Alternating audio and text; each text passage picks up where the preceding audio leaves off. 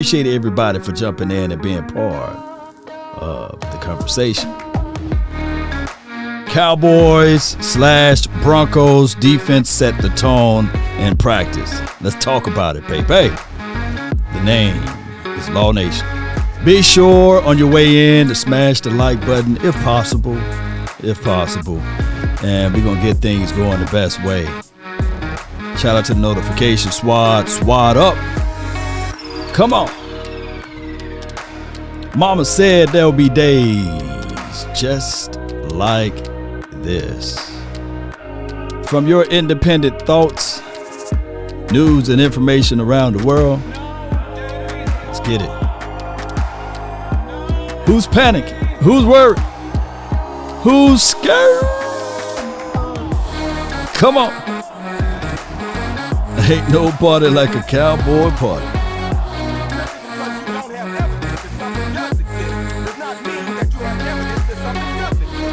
No doubt. Oh my goodness. Shout out to everybody who watched the episode just the other day. Come on.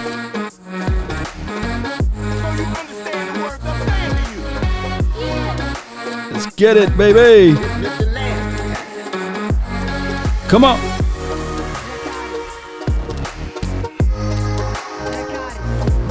No doubt.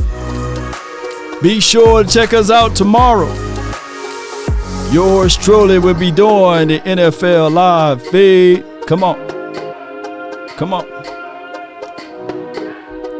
Mic check 1, 2, and 3.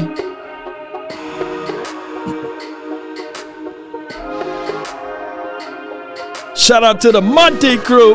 Monty.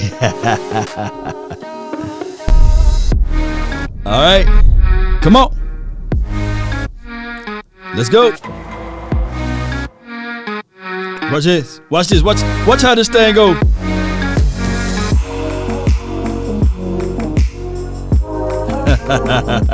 What's up, man? Y'all all right? Y'all okay, man? Everybody say, man, I'm good. You liar. Y'all be lying over here to kick it now. Y'all, I just sat back and watched multiple people whirring around, hitting the panic button. This is how it was literally in practice. They was like, yeah, man, man, I can't stop the team, the offensive line. It's the same old Cowboys, man. Let's press the panic button, man. We finished last year 5-12, man. We ain't gonna do nothing, man. Man, the boys ain't gonna do nothing. Yeah!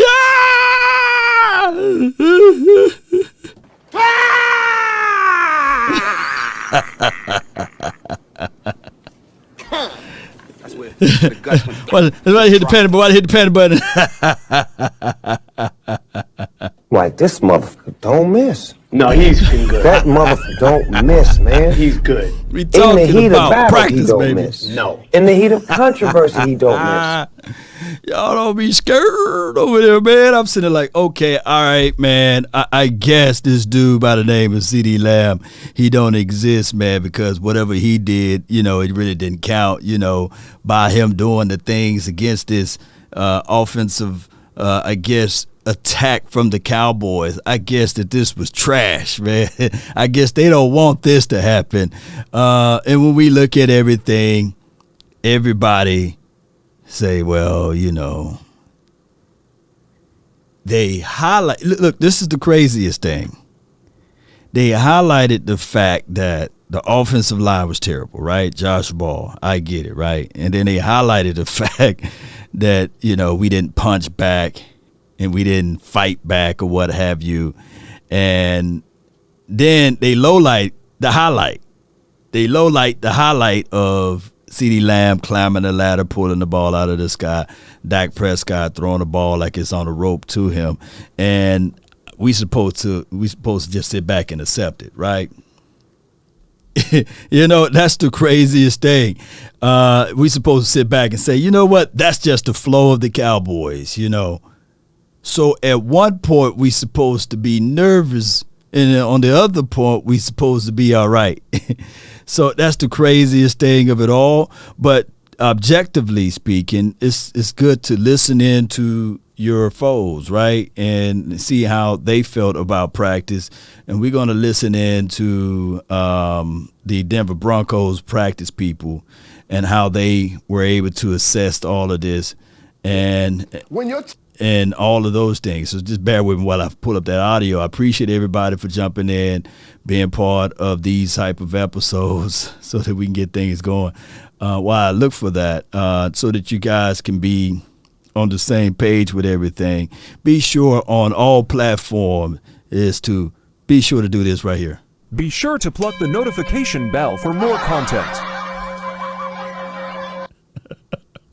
Y'all be sure to hit that notification bell, man, for more content as we get things going. And shout out to my partners at Cowboys Experience and as well as the Texas Lottery Plaza, man. I can't say this enough, man. These boys going to take real good care of us this year, and be sure to hit us up at these locations. And before we get started, let me hit this right quick. Let the Cowboys Experience introduce you to a whole new way to enjoy a Cowboys football weekend. Experience the ultimate Cowboys player and fan event at Toyota Music Factory on the Texas Lottery Plaza, making lasting memories by booking at cowboysexperience.com today. No doubt, that's 817-888-1726. You will be in the mix with Cowboys Experience. And on top of that, we got some players that will be at these events. Starting linebacker will be there this year. We got a Hall of Famer wide receiver that will be there. So we're going to have a lot of people here, and I can't wait to see y'all beautiful faces out there at these events. So be sure to hit us up, cowboysexperience.com, and then just say, hey, man, I want the Law Nation specials, the Law specials. Or you can just say, I want the Lawrence Thomas special, that guy, you know. They will still find out who I am, right? For those who out there want to know who was my government name is, Lawrence, you know. Broncos and Cowboys hit the practice field. And can y'all hear the audio? We thought it would be. The crowd was full and the energy was intense. Hello and thank you for joining us for our final Broncos training camp daily recap. I'm Phil Milani alongside Nick Ferguson and Eric Dalala. Nick, let's start with you. What'd you see out there? Well, to quote Ice Cube, today was a good day. And you look at both sides of the ball, but I'm going to start with the defensive side of the ball because that's the side of the ball that I love the best. When you saw what Nick Bonito was doing, ladies and gentlemen, I'm really excited about this guy. Who remembered Nick Bonito? He was a rookie, and yeah. So make sure that you guys test out all of those things. Good, sound good. Big Sarge says, Law, I see that you had Boss Cowboy and West Coast Cowboy on the opening hitting the panic button. They're my guys, man. I look at it like this. They just have different points of views, right? And that's why we all need to have our independent thoughts over here. Not everyone singing from the same hymnal as it relates to content creation. Appreciate you, Jay Versi. Cowboys need to hire Duke for the offensive line when we get Philbin up out of here. I think that Duke, being independent, he can do a little bit more. Keep in mind, everything is written down. Everything is challenged as it relates to being in the rooms, and it'll be unnecessary things for him to do as it relates to being under the Cowboys staff, right? So by him being independent, a person that can work on certain things, he don't have to go by the guidelines and the protocols that the NFL want him to go through and testing and things like that. So he can really teach those boys to get it out of the mud. So I like Duke being independent, right? Maybe they hire him as a consultant, but he got to stay independent. I do like that aspect out of Duke. And I'm not trying to cut his money off or anything because I know the Cowboys, there's no salary cap as it relates to coaching. But I truly believe that Duke is doing a wonderful job independently. Also, Joe Philbin, if you guys look up his resume, it's longer than Shaq feet. The dude been to multiple jobs, and as a person that hire people, I look at people's resumes. How long you been there? What did you do while you was there? Why didn't you stay? Why are you looking for a job every 2 to 3 years? And we go all the way back to this right here. Not everybody's lying. So Joe Philbin, why the smoke keep following you? Somewhere, something that you're doing is not up to par. Now, granted, he made multiple of millions of dollars coaching, right? And I'm not trying to take away from Joe Philbin. Maybe he can do some things that's good. But not everybody's lying on you. You know, everywhere you go, you said, hey, the smoke following me. Maybe you creating the chaos and you looking at it like, oh, it's time for me to go. You burn the kitchen down and you're blaming everybody. Remember, when you point the finger, you got 3 pointing back at you. See? That's why I do like this. I point the hand. So not everybody's lying. Yes, Tyron Smith, he folded up. He had limped, weeble wobbled off the practice field. And that's not a good sight for us. And one can argue, if you don't make sure that Tyler Smith, not Tyron, but Tyler Smith, is not cemented in one particular spot, then you would create holes in 2 spots. Meaning that, hey, it's better to become great at one thing than be good at most things, right? That's all I'm saying. Look, this dude, Tyler Smith, either he's your left guard or he's your left tackle. Now is the time to get it together, not 4 weeks down the line or 10 months down the line. Now, if you really believe that Tyler Smith is your future, no need to play around with it. That's why we all can move the strike and say, hey. And that's what I was trying to do, but you could have so many characters, typing it in on the show last night to my guy, Boss Cowboy, West Coast. Shout out to Big Time. He was on that panel too. And the other guy, I believe his name is Henny. Appreciate those boys for talking, but I was saying literally that the Dallas Cowboys wasted no time with the wide receiver group and it said, we believe it. And Dennis Houston. That's why he was able to trump Noah Brown, Simi Fehoko. Dennis Houston haven't run a route yet in the National Football League. Those other boys did, right? But they already believe that Dennis Houston is better. That's why he get those first team quality reps. They don't believe the same for Tyler Smith. And the craziest thing of it all, if I'm going to invest my first round draft capital in something, dog it, I don't give a dog about politics. Dog, you getting up out there, you going to be up out there. Hey, what if he don't, what about earning and all of this? No, I did all of my evaluations of the process of selecting him. That's why I selected him. I'm not finna fool around and draft a guy in the first round and sit him on the bench. Maybe he'll come out next year. Then we have to figure out, can he learn and pick it up and next year will be his rookie year? No. You don't do that. If you value draft selections, it don't make sense. You could have used another pick with that selection that would have been game day 1 ready. We ain't playing around with it. Look, you can be a farming system, a developmental team, or you could be a team that want to win now. I want to win now. No. This is not me pressing the panic button. No, this is not me being the panic man. No, that's not the case nor the scenario. But these are the truths of it, Cowboy Nation. You got to go out there and make sure that you handle and take care of business now. And like what Coach Marv said, shout out to him. Brilliant analogy. If they're close, then you got to let. You must let the guy that's young start over the other guy. Right? All participants are muted, and they can unmute themselves. Oh, no. All participants are muted. Okay, I had to mute it. Okay. I forgot to mute it. 4 sacks. Draymond Jones, his inside penetration, he's so much better this year than he was in years past. Maybe it's a combination of what Jiro Evero is trying to do or the personnel around him. but I was really excited about what I saw defensively.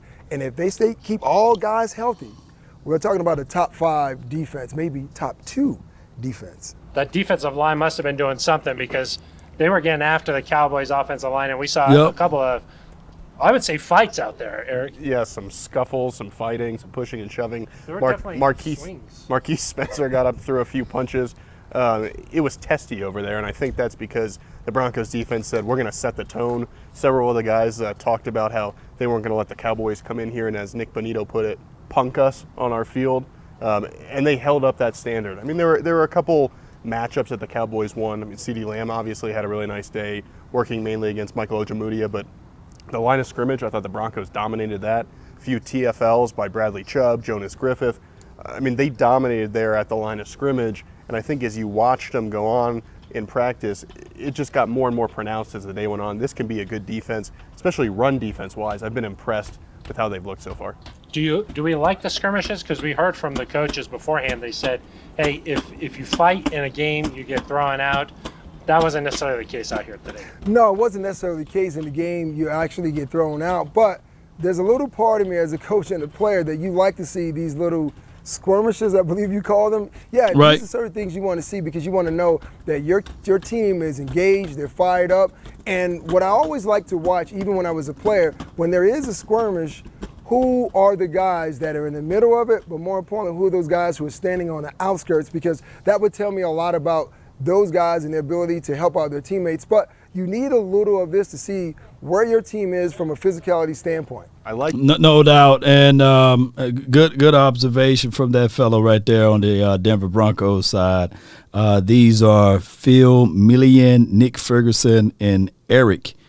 Those are the guys that's talking about or recapping this practice on the Denver Broncos side. And I would tell you guys 1,000%, you look for that dog. You're looking for someone who will bite down on it and not let it go, right? And that's one thing that you would say about a pit. You know, once those jaws lock on you, it's just over with, right? You're looking for that. Down, boy, down.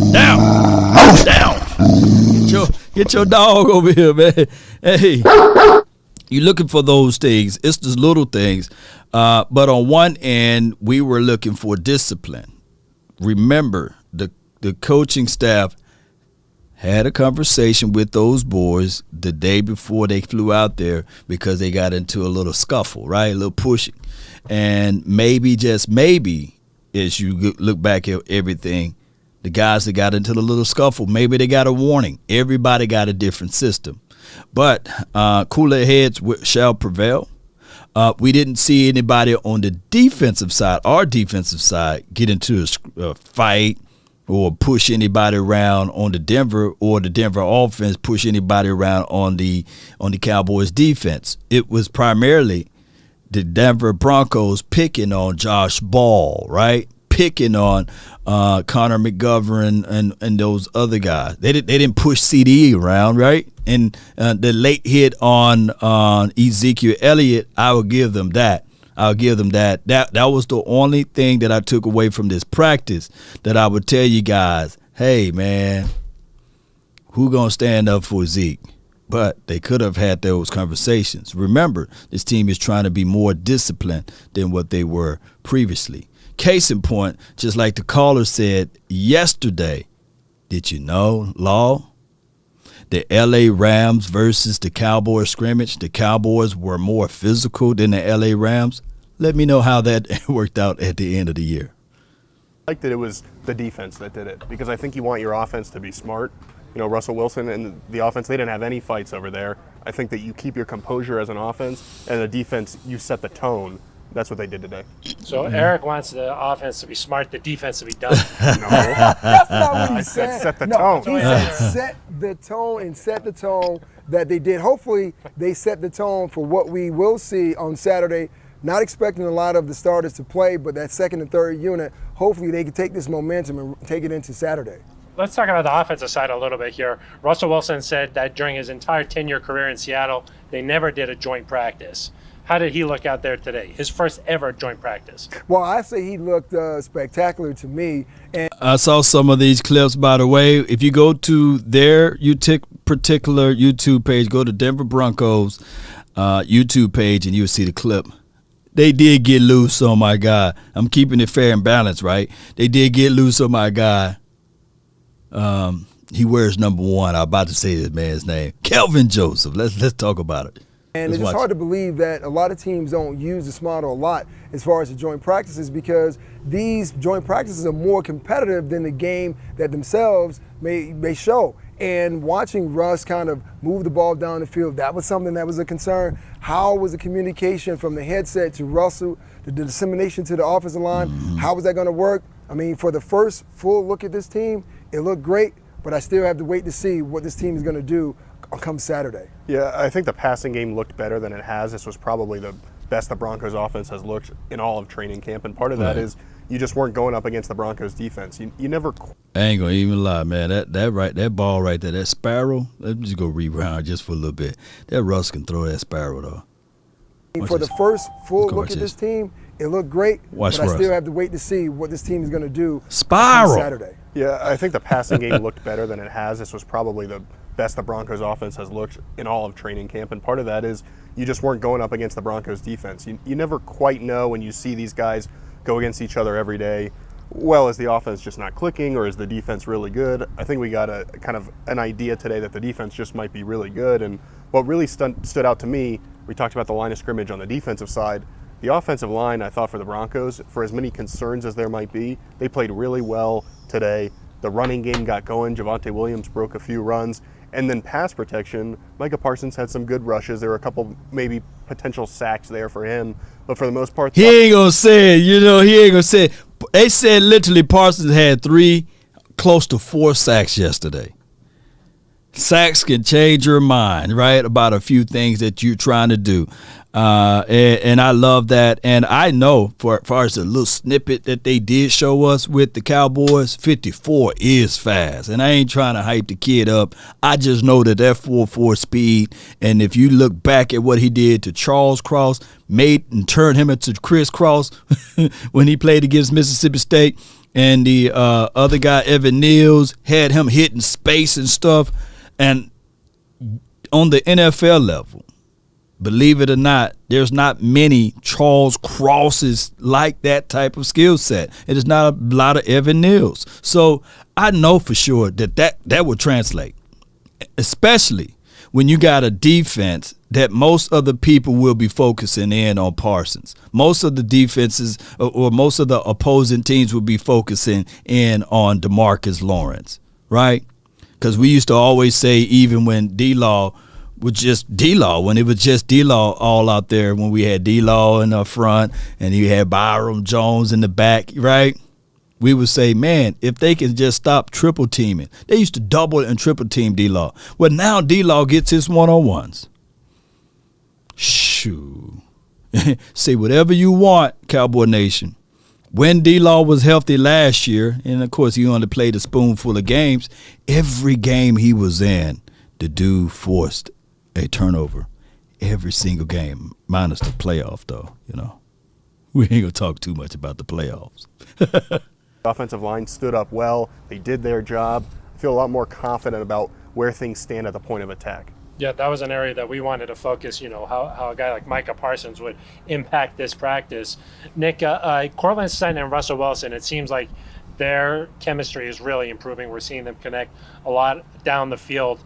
We even heard Nathaniel Hackett say sometimes it seems like Sutton is not quite open, but if you throw it to him, he'll go up and get it. Well, that's one important thing about having a big body wide receiver. Yeah. I played with a guy who was a big body wide receiver, Andre Johnson in Houston, and the whole thing was, even when he's covered, he is still open. And I can say the same thing about Cortland, because all you have to do is throw it up. And Russell Wilson is one of the better deep throwers in the NFL. So we're going to see a lot of teams play more tight coverage with Cortland, but I have confidence and faith that he's going to come up with those 50-50 balls. Andre Johnson threw a few punches back in his day. Cortland Finnegan, they get hurt a little bit. Well, that's a whole different story. That's a whole different story right there. I think with Cortland, the thing that you see is that he's the go-to receiver right now. They needed to figure that out with Tim Patrick out. Not that it was necessarily going to be Tim, but there was just less certainty. I think you see in big moments on fourth down. We've seen that during training camp. Russ looks to Cortland Sutton, and he's a sure-handed guy, especially when it's a 50-50 ball. He's going to go up and make that play. He did that today. And as we wind things down here, 3 weeks of training camp coming to a close here today. Still 4 weeks to go before that first real game. Was this a productive training camp for this Broncos squad? Yeah, very productive. New coaching staff, new ownership, new quarterback. And we wanted to see, well, how quickly was this team going to come together and galvanize? It's not a finished product. If you talk to Coach Hackett, he would definitely tell you that. But you have to like the pieces that they have and how they look thus far. No doubt, man. Shout out to the Broncos and Broncos country. I think that's what they call them. They're not a nation; they're a country, and all what they do. And even though they are in the AFC, if you guys somehow be Broncos fans that's watching, I doubt it. But my Cowboy fans, y'all can let me know. Do you guys see the Broncos being a over 12-win team or under 12-win team? Y'all let me know in the comment box. I always love to know what people think of as it relates to that. And I got some more audio, but as far as time or what have you, let me go ahead and let my guy D Schiff in the house, man. You live, my guy. What's good with you, man?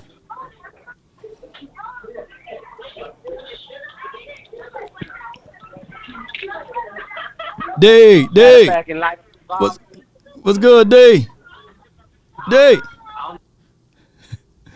409, man. Hey, D, call back, babe. You got a lot going on over there. MJ, you're alive. Hey, man, what's good with you, man? Man, doing good, man. Talk to me, man. Talk to me. Hey, man, just let everybody know the Cowboys, it's going to be okay at the receivers. The receivers dangerous. Them dudes got like, I told you, that's why I said we might get 60 sacks lost.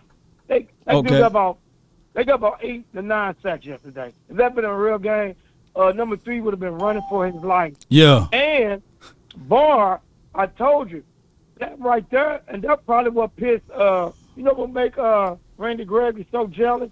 What's that? We got the rookie, right, 54. Then we brought our boy from Atlanta over, 56, that had more sacks than him. And then you just bring Barr up the middle. That's going to make all our linebackers good. You know, man, they're going to get so many sacks. They don't know where number 11 coming from. 55, number 51 will get a lot of sacks. Man, but you know what it remind me of, MJ? You know how you got your lady or something, but your old Swedes come by? Yeah. The old Swedes come by and she try to wear the favorite dress, and she try to get all, but you fixated on your new, you got your lady now. And that's what Randy Gregory, he was kind of like just hating a little bit. Like, man, go, you in the slinky, dog, you in the sleeves. Why don't you go over there and rehabilitate somewhere over there, man? Let us work on our craft. You instigating the situation, man. You looking thirsty a little bit, man. Sit down somewhere, man. Hey, it's free to smoke out there, man. Why don't you roll one? Smoke weed every day. Chill out a little bit, man. And look, all them guys, when they leave the Cowboys, yeah, they have so much animosity. But so when they much. leave the other teams, they don't have animosity. But when they leave the Cowboys, that's what I told y'all. Stephen Jones say, Dad, we got to stop favoritism these boys. Get this. We got to, and he said it. He don't want to say it, y'all. He said, Dad, we got to do a Jimmy Johnson. You know what Jimmy used to do? Mm-hmm. He used to cut their ass. I mean, he did. He got used to do tired of that. that. Yeah. So that's why them guys come over to the Cowboys and be playing up and thinking it's all good and dandy. Man, I'm glad they're getting rid of all these idiots. We weren't going to win with them anyway. You know what I'm saying? I feel and that's you. why I say our receiver team going to be dangerous. Like I told you, only person we got to worry about, 75 better play, because that old man is on speed dial that played for us. Todd Nasecki. Yeah. I mean, He's on speed dial. He's on speed dial. But Ty had them old Patrick Ewing knees, man. They had them both wrapped. He like 6'7". He's old too. He like 38, 39. I'm like, God, dog, man. But hey, he Geritol. Ball is a late. Ball should have never got hurt last year. It probably take Ball 2 or 3 years to get like where he want to be. But how you notice everybody. Number 85, always been a good player. He came from Ohio State. And then look, they finally said, man, this new receiver came. Said, man, this dude's big. The new receiver coach. I think what delayed, and people got to understand this, MJ. Ty Nasuki is 34. My bad. I thought he was 38, 35, 38. But I feel you, man. Appreciate y'all, man. But what we got to know is that what delayed Noah Brown's like growth in the NFL was when they tried to make him a tight end. You remember that? Put on weight, put on mass. He was already a big dude. He already high point the ball. He had to work on separation, foot speed, of course, on his routes.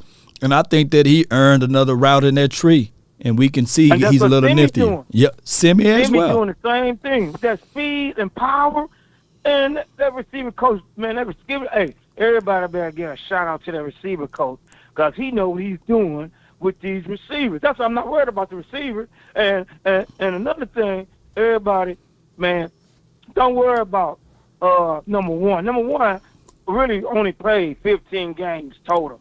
And in college. He's really good on special teams. And he's a good gunner. So, because you see when we punt the ball, number one be the first one down there making the tackle. When you're on the kickoff, first one down there. So, get a man, stop worrying. Well, he gonna absolutely need experience. Even last year, Kelvin Joseph, he didn't have a lot of reps even in preseason because he was dinged up a little bit and he didn't get a chance. He kind of like pulled his hammy. And I would tell you this though, there's no shortcut to success. And if he gonna have one on his chest though, I mean, that's like a target. You can see one. You normally wear one when you want to be seen.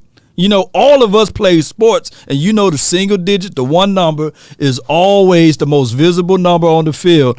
And we're going to be able to magnify and see his mistakes and flaws. If he don't get right, he better get right. Look like wait. Now, listen to this. Everybody know this. What corner did we hate it? Brown. Yeah. Now look at number one. But number one played last year, running right with the receivers when he played, but nobody burned him. Running right with him. So, you got to get a man. Hey, the man is there. He's going to get it through. I'm not worried about him because we got good coaches for that defense.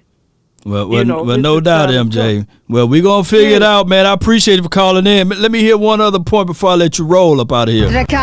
What other point you got, man? You know what? I'm about to say it again to all the Cowboys. Here we go again, Cowboys. The four foes. Team, Kellen Moore, the defensive middle, and our quarterback. My quarterback. And I'm proud of my quarterback because he looks beautiful. And one thing, we got number 5, Law Nation. I love it, man. I appreciate you. You merely adopted the dark. I I was born in it. No doubt, man. Let's go get it, man. It's there for us, man. Appreciate you. That's MJ. You know what I'm going to have to do, man? I made a personalized deal for my guy, Coach Marv, because he called in so much. So what I'm going to do is for those who continue to call in, I'm going to have to make a personalized, like a little drop for them, Y'all let me know if y'all like that. Did y'all like the one that I did for Coach Marv? It was yesterday or what have you. Let me see if I can pull it back up. Y'all like this one right here? Coach Marv, when he called in, he is on the phone. Y'all let me know. Give me some feedback on that. It took me a quick second. I ain't as fly as my guy, Skywalker. He got it all under control. He'll do it like that.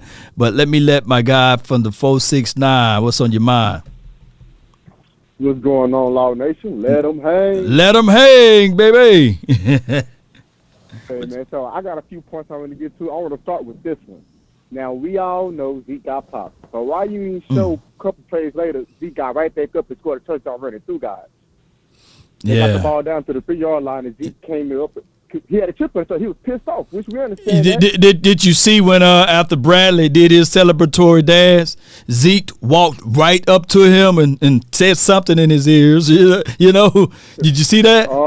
And that right there let me know that, hey man, we know we got us a dog. We see, look, Zeke his rookie year, didn't he fold up Cam Chancellor? Let me know, yes or no? Man. Yes, sir. Because Cam tried to come and hold and test him. Zeke let him know, I'm about that life. And that's all Zeke was letting them know, that like, look, hey, you got. He probably said, hey, that was a good one, but you know. Mm-hmm. You know. Oh, for sure. You know. Right after that, I don't know if you saw, Zeke kept going, and Mike McCarthy was like, "You okay? You okay?" Zeke just walked right past because he was in the zone. And the moment he got back in, he ran through them guys. They got the ball to the 3-yard line. Zeke lowered his shoulder, boom, boom, boom, touchdown. I'm like, there we go, Zeke. That's how you front that weekend too. Yeah, and you know another point. When I was out there in Oxnard, and I think I may have it on one of my clips. It was 11 versus 11 clips. One of them. You did great work out there. You did great work. Hey, man, I appreciate that. One of the younger guys, I think it could have been Rico. It could have been the Aaron Shamplin. Got leveled by Tyler Cole. He just leveled him. And the dude sprung back up and was walking back to the huddle. Zeke got onto him and said, you finish your run. You finish your run. I said, if that ain't Michael Irvin, I don't know who that is, because Zeke was literally yelling at the dude like, you get back up and you finish. And I said, man, I just wish that a coach would have did it instead, but I still like it because that's the impact or the tenacity that Ezekiel Elliott brings to the table, and I love it. Yeah. Yeah, that's actually the wrong mindset. It's better for Zeke to do it. Better for okay, good. You did a coach. Oh, good. That's even better then. Shoot, hey, correct me. Sure, I loved it. I loved it. I love the fact that he was taking control of it. Now, the one thing that I did like a little bit, and this was the first time we ever seen it, was Dak Prescott mouthing back off. Man, did he? Man, so I was like, that's my quarterback. Right. There was one other game that a lot of people erased from Dak Prescott's career of his toughness. And they said that he got beat up very bad in that game, and we came out victorious. It was a year, not the year that we lost to the Ravens, but it was a year, I think it could have been 2017 or 18. We played against it had to be 2017. We played against the Baltimore Ravens. Okay. And they was mouthing off at him. They said that they were gonna take away his best throws. They was all in his face. They hit him multiple times after the whistle, and he stood tall and he made sure he was silent assassin. And that was the play that you remember Terrence Williams, Sweet Feet Williams. Oh. He got 2 down. T-Will. Yeah, T-Will. We won that game, and I said, man, Dak is tough as nails, man. Oh, man, that's that Mississippi State in him. Yeah, tough as nails. People forget Dak Winby won. Mississippi State ain't no joke program, man. No, they ain't. He built for this. Yeah. No, but let me get some other points, because I know you got other callers, man. Mm-hmm. I know you've been talking about it. I listened to you last night. I always catch the show. If I can catch you live, I lay in the bed and I watch it afterwards. Man, I love to hear that. Oh, for sure. I got to catch salvation. I got to. But, man, we got to find us some type of tween tackle. We got to, man. Because I ain't even talking about Ball. He's a backup. But, man, still, I'm concerned, man. Yesterday concerned me with Steele. Steele was not, he did not do, at first, I thought our training camp, I've been seeing them get beat by Parsons, but I say it's Parsons. It's understandable. But after yesterday, I don't know, man. I don't know. Hey, wait a minute, Chubb. So you think Chubb is a scrub? And Nick Bonito, and Nick was so fast too. Did you see Nick Bonito? Let me see Nick Bonito's 40 time, man. Let me see, because I wanted us to draft him, believe it or not. Nick Bonito. I'm not making no excuses though, but go ahead with your point there. No, I got you. Good. I'm just saying, just after seeing that, it's like, man, if he's struggling again. But that's the point. It wasn't just Chubb, because I was seeing plays where Chubb was lined up on the right side on Ball, and the other guy that still had he won a few, but he was losing more than he was winning. Man, I was like, oh hell no. Yeah. Him and man, what the previous callers, I remember which one, but you guys were talking about it earlier. Mm-hmm. I agree 100%, man. We gotta get Tyron Smith in there at guard, man. He needs the reps. All reps are good reps, good and bad, because it makes you better. Mm-hmm. Shoot, you ain't lying. You got to give that. You got to give those boys time, man. You know, it would be a different story if he was like 3rd or 4th round draft pick and we talk glowingly of him. I would say, okay, yeah, squeeze and sprinkle him in every now and then. But he's your number 1 draft pick, fam. you got to put him in there. Not just number 1, but we draft him with the 31st or the 32nd overall pick. Right, You know right. We got to get him out there, man. You got to get it. Everybody talk about his one-hand punch and how powerful it is. I seen it yesterday. Yeah. I seen it yesterday at the combined practice. The dude got raw talent and ability. Right. All you got to do is get him on the field. Let him go. Let him go through them growing pains now. It's going to make him better come week 8. That's what we need, man.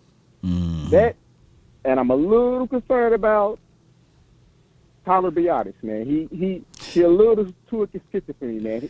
There were times he got turned around this way and that way, and I'm like, come on, man. Yeah, it was rough for him, man. When I look back at it, I said, God, dog. I try to turn some things into some positive, like my boy Biggie said, turn a negative into a positive. And I couldn't. I just said, man, man, you know. Go ahead with me. Listen, if it look like a duck, quack like a duck, walk like a duck, it's a duck. It's a duck, fam. But we'll find out down the line, man. Yeah. Also, go ahead. One more point. I saw multiple times yesterday that Dak was intentionally looking out CD. He saw CD was open. I love the fact he was targeting Dennis Houston, man. I see what you're talking about, and I love that, man. He's getting this young guy reps, getting them ready. He was creating separation. I feel like Dennis Houston with development and just keep working the course, keep grinding, man, he could end up being something very, very valuable for us, man. Very valuable. And I've seen that. You pointed that out. We talked about Dennis Smith more than we talked about Jalen Tolbert. And quietly, Jalen Tolbert been eating himself. You know? That's good on the wide receivers, man. I appreciate you, fam, so much for calling in. Oh, for sure. Lock me in, man. I'm Alex Griff. All right, I got you, fam. That's a good call for him from the 469. Man, we've been talking so much about Dennis Houston. Dennis Houston's shadow been covering Jalen Tolbert, which Jalen Tolbert is no one that sneezes that too. He had a walk-off when I was down there, a walk-off touchdown on the 11 versus 11 deal. It's somewhere in the YouTube world where you can just type it in and you'll see it. Those things don't go short with me. I love it. Let me get my guy from the 301. You live. Hello. What's good? What's good? Talk to me. How you doing? Doing great. Hello. Doing great. Hello. What we got? We're good. Talk to me. Hello, Mr. First time caller. Mm-hmm.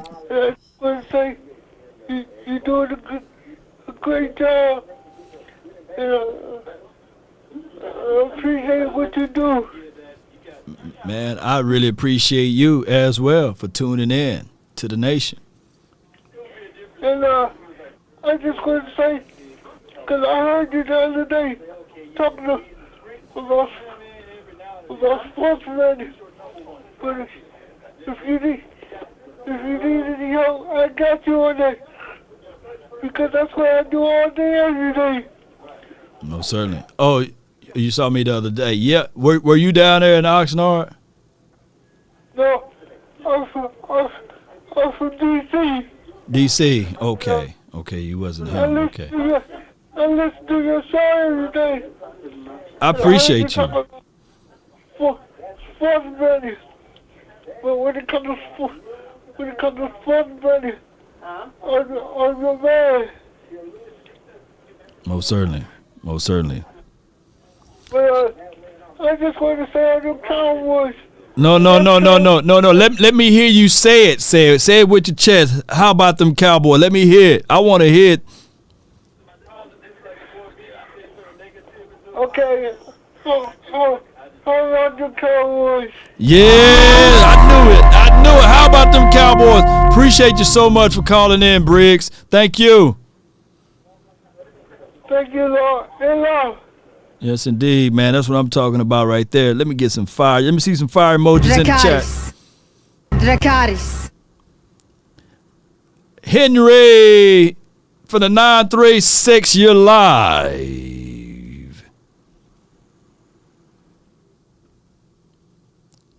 Hey, you're live, 936, you in the mix. Once, twice. Henry.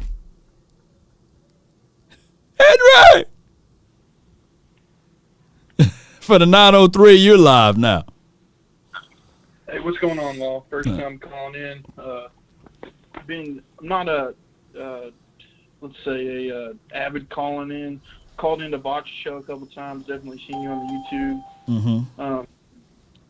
But first time calling in, I just wanted to make a point yesterday about how everyone says that the Cowboys were out physical.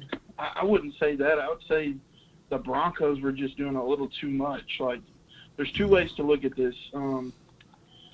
A lot of the fans want to say, we had too many penalties last year, pre-snap, post-snap penalties. Yeah. What the Broncos were doing yesterday was straight penalties. I mean, that's not being tough. Yeah. I don't know if anybody's played football, but all of those shenanigans they were doing was obvious penalties in the real game. It was. But, yeah. I mean, I played football in East Texas high school. If anybody knows East Texas football, they know Dangerfield High School. I played them every single year of my career. And, I mean, those guys would run around, and, I mean, they were a physical team, but they would also do that stuff out of the whistle. And my coach used to always say, never interact with that stuff out of the whistle. Just hit them between the lines when the play is going. Right. And I think the Cowboys did pretty good at that yesterday. I thought they fired off during the actual plays. I mean, things get heated. Yeah. But to say they were out physicaled or was being soft, I wouldn't say that, because I mean that's just being a disciplined football team to not feed into that kind of antics after the whistle. That's just my opinion. But yeah, that's just all I got to say about it. But, you're right on it, man. Look, they had 6 disturbance, man. They had to stop the flow of everything 6 or 7 times, and at some point, it looks good. You get a lot of views out of it, but it's reckless, And one thing can spoil everything if a guy gets in the ACL ripped off or spleen burst or eye socket get destroyed, and then all of a sudden the NFL will ban all joint practices or ban all visuals of it. So, I mean, they're going to have to clean it up. Right. But yeah, I liked how Terrence Steele, fought back a little bit, but right. The other part of me is like, I liked how the team didn't, get riled up from what they had to say. They did their John and stuff, but right. I thought it was a good sign to see our team not really feeding into that kind of type of actions. Yeah. But I mean you can look at it two ways. You can think your team's so funny, so cool that they're pointing at a player with their fingers like a gun. Yeah. Or you could look at it like, wow, this team's super undisciplined. They're just doing what they want. They're just doing exactly what they want to do. And I mean, I really don't like that. I'd rather have the team that's all class and will beat the hell out of you between the whistles. And, they might say a couple things, but other than that, they're just going to line back down and come and fire out at you again. That's the kind of team I like to see. No doubt, man. Me too, man. And one can argue the way Prescott was lighting them up, they had no choice but to start getting physical, hitting after the plays or what have you, because they got tired of CD Lamb catching those deep passes. So it goes two ways, too. But I appreciate you from East Texas, man. What's your name again? Matthew. Matthew, thank you so much, fam. Salute. Thank you. Yeah, so you guys get what I'm saying. And then everything is overanalyzed and hyped up and put into different categories depending on the team, the star that did it. Look, Randy Moss got fined over $40,000 for pretending that he's mooning someone, right? In the game, he's pretending that he mooned the fans. They fined that man $40,000. Why? Because he was Randy Moss and because it was against the Green Bay Packers, I believe. They don't like certain antics. Brandon Cook, the wide receiver, I think he plays for the Texans now. He got fined money for acting like he's shooting a bow and arrow. Right? Over $50,000 or something like that. And this kid, whether or not it was the angle or not the angle or whatever he did formed his hand like a gun. And you know for sure that the NFL would have flipped over backwards if that was a Cowboys player, especially with the politics that's going on right now in Texas. The Uvalde shooting, you got the dude running for governor and all of this stuff. The internet, Molly would have figured out a way to do a subject on it. She'd have been crying, domestic violence, and that player, he had formed a gun. Can you imagine? Look, I'm not being funny when I say this, but can you imagine? Kelvin Joseph did that to Russell Wilson after he broke up a pass. Man, the internet would have exploded. It would have been total panic. It would have been panic over here. Panic over everywhere. ESPN, NFL Network, Tupac, Biggie climbing out of the grave. Also the Disney Network, Yahoo. Everybody would have been out there panicking. Everybody. Mama, uncle, cousin would have been saying, hey, how dare that Cowboy player use a gun gesture, right? He would have got fined, suspended, and plus more. So I get it.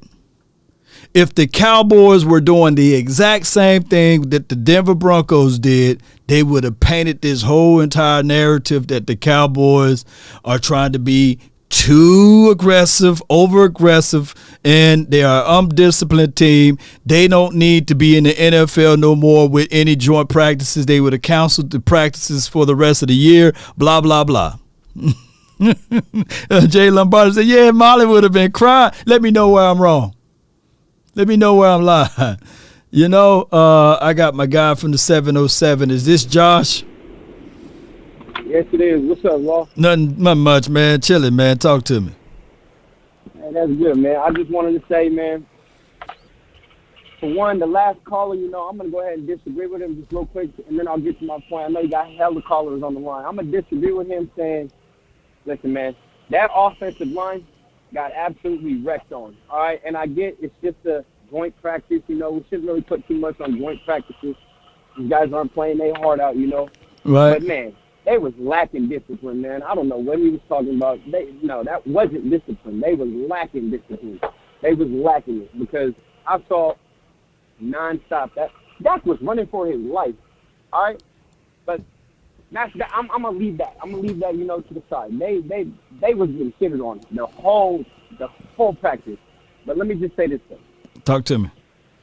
You guys, everybody, I want everybody to know that we're going to be all right. I hate this notion that this offense is terrible now. I hate that shit. We're going to be all right. And let me tell you why we're going to be all right. Jalen Tolbert is going to step up. CeeDee Lamb is going to be CeeDee Lamb. Yeah. And we got Mr. Reliable now, Noah Brown. You know what I'm saying? Right, the new Jason Witten. Go ahead. Exactly, man. And, you guys got to understand something, man. We still got a defense. I don't know what y'all are missing. Defense can win games. Our defense is going to have to win our first few games. First 5, maybe first 4. But listen, we're going to be all right. Let me tell you, when Mike Gallup and when James Washington come back, there ain't going to be no notion of, oh, man, this offense is whack. Now, maybe you can still question the offensive line. But shit, we all know who that's up to, Mr. What's that guy's name from the little cartoon show? Was it? You talking about the dude, the dog? Yeah, man. It's gonna be all up to our offensive line coach, man. That really just needs to be let go. But at the same time, I have faith in this offense when everybody gets back. All right, because we got that guy with the ball, and that's Dak Prescott. And I believe in him. I believe he will get us the ring. But this notion of this offense is terrible. Y'all need to open your eyes, man. These guys are in the NFL for a reason. These guys aren't just off the streets, man. Noah Brown is going to be reliable. You got, what's his name, Jalen Tolbert stepping up, making plays. I like Fehoko more than Basher right now, to be honest. And, hey, we'll be all right. We gonna be all right, man. Let me say this, though. Did you know that this team still finished top 10 in offense in 2020? Did you know what happened in 2020? I mean, we had Ben DiNucci out there, Andy Dalton. We even had Garrett Gilbert. And, of course, Dak Prescott played a spoonful of games. But I don't see that this offense going to regress to that level. And we finished top 10 then. So, look, if four is okay, this team will still finish top 3, top 4 in offense. And I'm quite sure looking at Jalen Tolbert and Dennis Houston, it's going to be hard for James Washington to get back in because he's going to have to create that chemistry with Dak, which is supposed to be happening now. And it's not happening because he's hurt. Exactly. Dennis Houston, he's growing on me. I really hope he makes this team because they're going to have to end up letting go one receiver, right? It's going to come down to Fehoko, Basher, or who else? One more guy, huh? I mean, how many that is? Fehoko, Basher, that's 2. Dennis would be 3. It's Dennis, huh? 4 would be, of course, there's no particular order. Noah Brown. 5 is CeeDee Lamb. All right, who else we missing? I'm saying that's enough. We're going to roll through with the season is it's going to be CeeDee Lamb, Jalen Tolbert. That's 2. And Noah Brown. 3. That's the 3 receivers that are going to be in here. And then we got, obviously, 2 injured, James Washington and Mike Gallup. You know, someone's getting cut. And I really pray it's not Basher, but, man, he's not high pointing that ball like he should, bro. Well, you can't hide him now because if you release Basher, you will hear this right here. You got the Baltimore Ravens starting. Breaking news out of Philly camp. They're going to add T.J. Vasher in with A.J. Brown and Devontae Smith there. So, Devontae Smith. So, that's what they're going to go with. Man. As long as you don't put on weight, he's looking like a stick right now. Micah Parsons, our safety's got something for him. If he goes there, don't worry. He's 6'6", but he's built like a stick. Yeah. So, I'm not really worried about that. Yeah, but somebody going to grab him. He won't stay long on the market, man. Somebody in the NFC East. The Ravens, if we let them go, it's the Ravens or the Patriots. Normally they will. And even the Patriots, they traded away their wide receiver, Nicole Henry. He's not even a wide receiver. He's whoever he went to, he got hurt. So he's out for like 6 or 7 months, I heard. See how it goes? Man, last thing, man, just all I want to say, everybody listening right now, we going to be all right, man. Just defense will win us our first few games. And when everybody comes back, this notion of we need to go sign a receiver is going to disappear. Just letting y'all know right now. Appreciate you, bro, for calling in, man. Thank you, fam. No problem, man. That's Josh, man. Appreciate him. All right, we rolling right along, baby. This line is longer than Shaq feet. But for those who've been waiting, I really appreciate you. I got my guy, JD, just waiting here from the 585, keeping it live. Let's go, JD. What's up, Lo? Nothing to it, Chief. Talk to me, man. Hey, I think they need to get rid of Tyron Smith, man. Go get rid of him. Okay, yeah. Yeah, I think they need a big dog in there, bigger than him. Man, you can't find a dog right now that's bigger than him. You know, that's the thing. The time to move on from Tyron Smith was either you was going to do it last year and not draft Michael Parsons and you had Slater, which I think that would have been still a good trade-off or what have you, but Parsons is once in a generation type of talent who's going to transcend the defense forever. Or it could have been this year and you would have drafted maybe Trevor Penning or somebody. If he's injury prone like that. They going through the process of Sean Lee / Jason Witten process, whereas he stayed here long enough, whereas he retired himself. Oh, okay. Yeah. Okay, I didn't know because they needed. I mean, they need somebody. Man, it's terrible with him. When I saw that, I was like, oh Lord, he got hurt that quick. Yeah. Oh shoot. My guy Jay Lombard said they should have did it way in 2018. Yeah. Yeah. I mean, yeah. I don't blame him. I mean, you got to start planning. You got to plan ahead. I hate to say that offense looks sick. In a good way or a bad way? A good way. Okay, good. I mean, I agree with you on that. Offense, You know, sure. But they need to boost something with him. I mean, it's getting stupid with him. I mean, look at it. They got everybody else is healthy except him.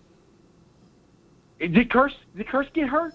No, I think he kind of from what my understanding is, they're going to save these guys up. They saw enough of him in practice, him and Trayvon Diggs. So it's not – look, it wasn't mandatory for these guys to get out. I truly believe that those reps we needed to see my guy who got burnt a few times get out there on the field, Kelvin Joseph. We need that, from the younger crowd, and we'll be okay, man. I think that this defense is okay. But as far as the offensive line, look, think about it. Think about this, JD. Before the season kickoff, reservations were on linebackers, right? And I think that we resolved the reservations on that. Some people had slight reservations on the DBs, but I think that that's going away now. The only reservation. You think that's going to switch with the tight ends? You think that's going to switch in and out? No. I think the reservation on this team is only the offensive line at this point, and that's pretty good. We're talking about in August, right? You got plenty of time left in football to get things going in the right direction, fam. Yeah. So that's how I look at it. We need another wide receiver. I don't think we need another wide receiver. No doubt. I think so. the only way I can renege off of that unless they don't show us something in these next 2 preseason games. True. If we go 0-for-4, it'll be a different story. No doubt, man. I appreciate you, man, so much for calling in, JD. You too, man. Thank you, man. You too, man. Well, let's go Cowboys. Let's go, man. All right, I'm trying to rush through these callers here, man. I appreciate everybody that's jumping in. It was a good call from him. I got 817, then I got 615, and then I got Coach Marv. So y'all hang tight. 817, you're live. Whoa. Talk to me, man. Whoa. I can't give you here. My country press conference.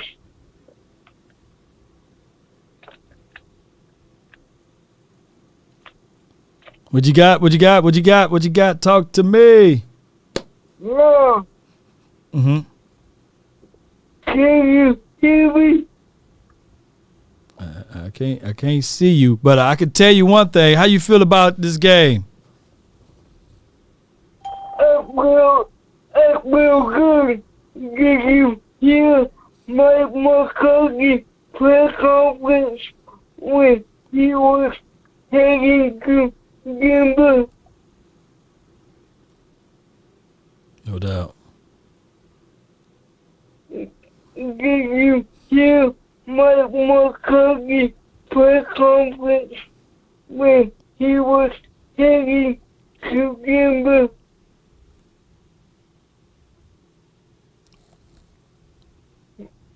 Can you hear me? Yeah. Can you hear me? Yeah, Vado. Yeah, Vado. I appreciate you so much for calling in. And yeah, man, and it's always a pleasure. It's always a pleasure. I promise you it is. I hate when my country kills his players can let me physical in practice. Most certainly. You have to be physical in practice because you practice the way you play, and football is a physical game. Well, we do need to play a more physical game. I just hope, Vado, that when we look at this particular season, that we don't get caught up on too much of being too physical. We still have to execute our plays. We still have to play through the echoes of the whistle.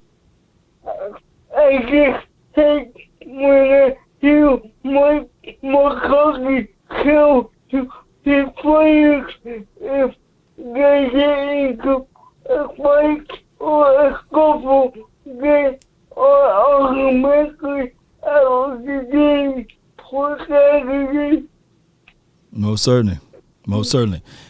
Vado, let me hear you say one more time, man. How about them Cowboys, man, before I let you go? How about the Cowboys? That's my guy, man. Vado. I appreciate you so much, man. That's my guy, man. I'm telling you guys, there's people who say they give support, then there are people who absolutely give support. And in this Cowboys nation, I promise you, man, there's not a Cowboys fan that give more support than him. This guy will give you the ultimate support. And shout out to him, man. Let me let the 615, you're live. What's up, live? It's your boy Prince King from the north side of Nashville. How you doing, sir? North side, man. I'm good, man. I can't complain, man. I can't complain at all, fam. Yeah, man. I just want to comment on that practice yesterday. I think everybody took it a little bit too serious and a little bit too unnerving and whatnot. Right. You got to keep in mind. Yeah, he took it too serious. Especially, I love me some Boss Cowboy. Boss Cowboy was overanalyzing, and I love me some Boss Cowboy. He's very logical about it, but he gets deep down into like the deep cover of what's really going on. He gets into the COVID reason why Dallas is doing everything. That's why I like Boss Cowboy. But you report the straight news. That's the difference between y'all two, and I love y'all too for that. Man. But Boss gonna be like, man, you see that shoelace right there? You see it? See, last year he had straps. My guy, Boss gonna analyze. He gonna analyze it, man. And he's an analytical guy. Both of us is like business majors or what have you. I think he econ grads too. So he's gonna analyze it to the T. If you need anybody to do like anything financially, let Boss do it. I bet you he'll find out where the money went. He's the Jewish accountant of y'all. I call him the Sherlock Holmes of Cowboy commentary. Oh yeah. I call him Sherlock Holmes of Cowboy commentary, and I look at you as Watson, meaning that you look deep into it, but not as deep as he do. But basically, I feel that we're gonna be okay. You gotta understand. You gotta keep in mind the Cowboys players, except for Jerry, because Jerry he's his energy within his own self. Has been one of the few players that haven't been doing a lot of social media comments. Right. Or whatnot, except for Parsons. He's been in social media a couple times talking about how he's gonna dominate. But most of the players have been very silent. They've been very, inverted or whatnot. The Eagles fans been talking all types of stuff about what they're gonna do to Dallas because they actually had a good draft finally in 1,000 years, or whatnot. But I think what the Cowboys need to do, because I watched the practice live on YouTube yesterday, and I was half asleep because I had to get ready to go to work. I worked the night shift. Oh wow! One thing I noticed, I just think that they need to look. They need somebody in the scouting department of the Cowboys to watch a lot of college football and look at the top 10 players in every position on the offensive line. I think we need to draft offensive line next year, and I don't think it needs to be bad. But Tyron Smith, he's good because Tyron Smith is good for half the season. But we need a replacement for him for the other half of the season because you're not going to find anybody as big. And even though his age has kind of killed some of his athletic grip to him, he's still a useful tool out there. Because you have somebody that big, even though he can't move as well, you're going to think twice into trying to run around him because the simple fact that he just got brute strength. It's gonna scare you. It will. So, Tyron Smith is cool, but we do need to find for his replacement at least next draft because pretty soon we're going to take him to pastures. And a lot are you big on movies? Are you big on movies? Yes, sir. Yes, sir. You remember Thor and Ragnarok? Yes, sir. I remember that movie very well. You saw how his dad died, right? He just disappeared. That's how Tyron Smith is gonna go out, man. He just gonna be on a rock one day, sitting down, and the new offensive lineman is gonna come and say, "Hey, man, what's going on?" He said, "Well, it's my time to go now," And the next person is gonna come in charge, but it's literally gonna happen just like that. The Cowboys would not trade him. They would not cut him. It will be on his will, just like they did with Jason Witten as well as Sean Lee. I believe if Mike McCarthy wasn't in the building, Jason Witten would have been here for another year. Jason Witten was just waiting outside like, hey, man, what's up, man? Exactly. And I want to make one last point because I know you're trying to get to Coach Marv, and I love Coach Marv too. I'm a big fan of his, so I want to hear what he got to say. Oh, yeah. On after this. I think we gonna be okay because I think the Cowboy fans is overanalyzing. If the Cowboys can just make it where they can easily do the receivers by what they call it, the receivers by commission or whatever they call that shit. Committee, yeah. Receivers by committee, and they can easily do man-to-man matchups because even Tony Romo did from time to time find the weak link. With his thing. That's what I can give Tony Romo. He did play that game. Find the weak link in the corner. Yeah. If Dak Prescott can take on that mindset of finding the weak link to kind of bogart some of that bullshit that Kellen Moore calls out right at the worst times, we're going to be okay. A lot of people is nervous because we don't have Coop. And, I'm a little frantic, too, because Coop was somewhat of a security blanket. Because, he can make his own way. But Dallas got a different vision. They don't like two receivers making their own way. They want to have spots, and that's what kills us. I think we're gonna be all right, man. We just need to come out with a little bit more attitude because what the 49ers did, I'm still here. I mean, some people still look. My brother still remind me of that all the time. He said most of it is all uphill, Law. If we had y'all practicing in pads, and just because you say you're physical doesn't mean that you're going to be physical. And that's one of the things that the Cowboys must understand and realize too. Yeah. Physicality comes from within. Come on now. Yeah, but even Jerry's hearing y'all message because when he did an interview on the practice field, I don't know if it was in Denver or Oxnard, he said we got to be more physical this season. So I promise to be a little bit more physical. So even Jerry's hearing our message, so keep bringing that bill. I'm about to get off the phone to Coach Mark and talk his shit. No doubt, man. Appreciate you. That's my guy from the 615, man. And hey, like he said, man, y'all be sure to hit that notification bell. Be sure to plug the notification bell for more content.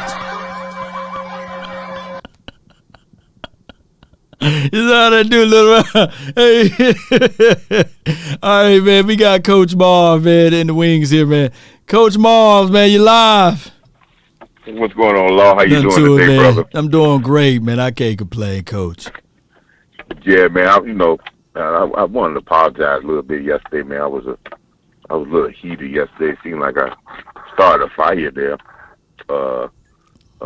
with the Tyron Smith and the Zach Martin thing. I heard you say something was wrong with Tyron.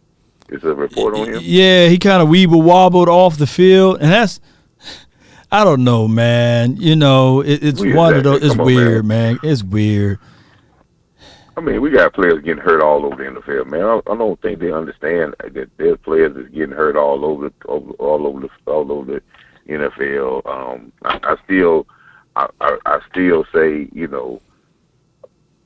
speaking of the injuries with Tyron, if he goes down with a ankle sprain like he had last year, I don't consider that him falling off, and that's well, man, he's brittle. That happens. That can happen to anybody. High ankle sprains, fall on you, and we saw the play where people linemen falling on your leg.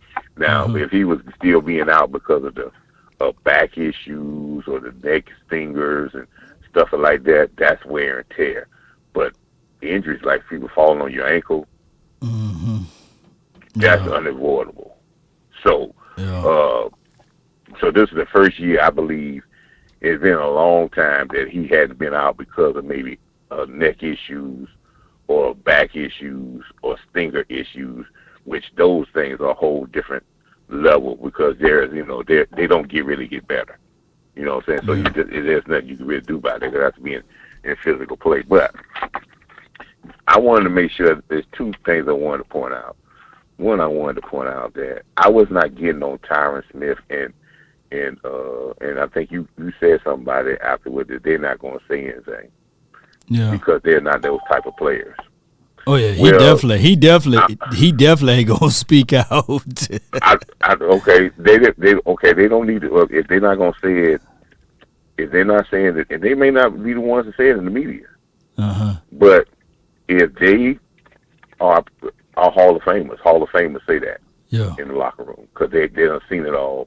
They know what's going on. They see how things are going. They've been around for a long time, and I think that needs to be said. Now we may not hear it, but I think that needs to be said by the leaders in that locker room because they are leaders, especially leaders on the offensive line. Yeah. But I think this is the biggest problem, and I hate to say this, and I think we're gonna be all right.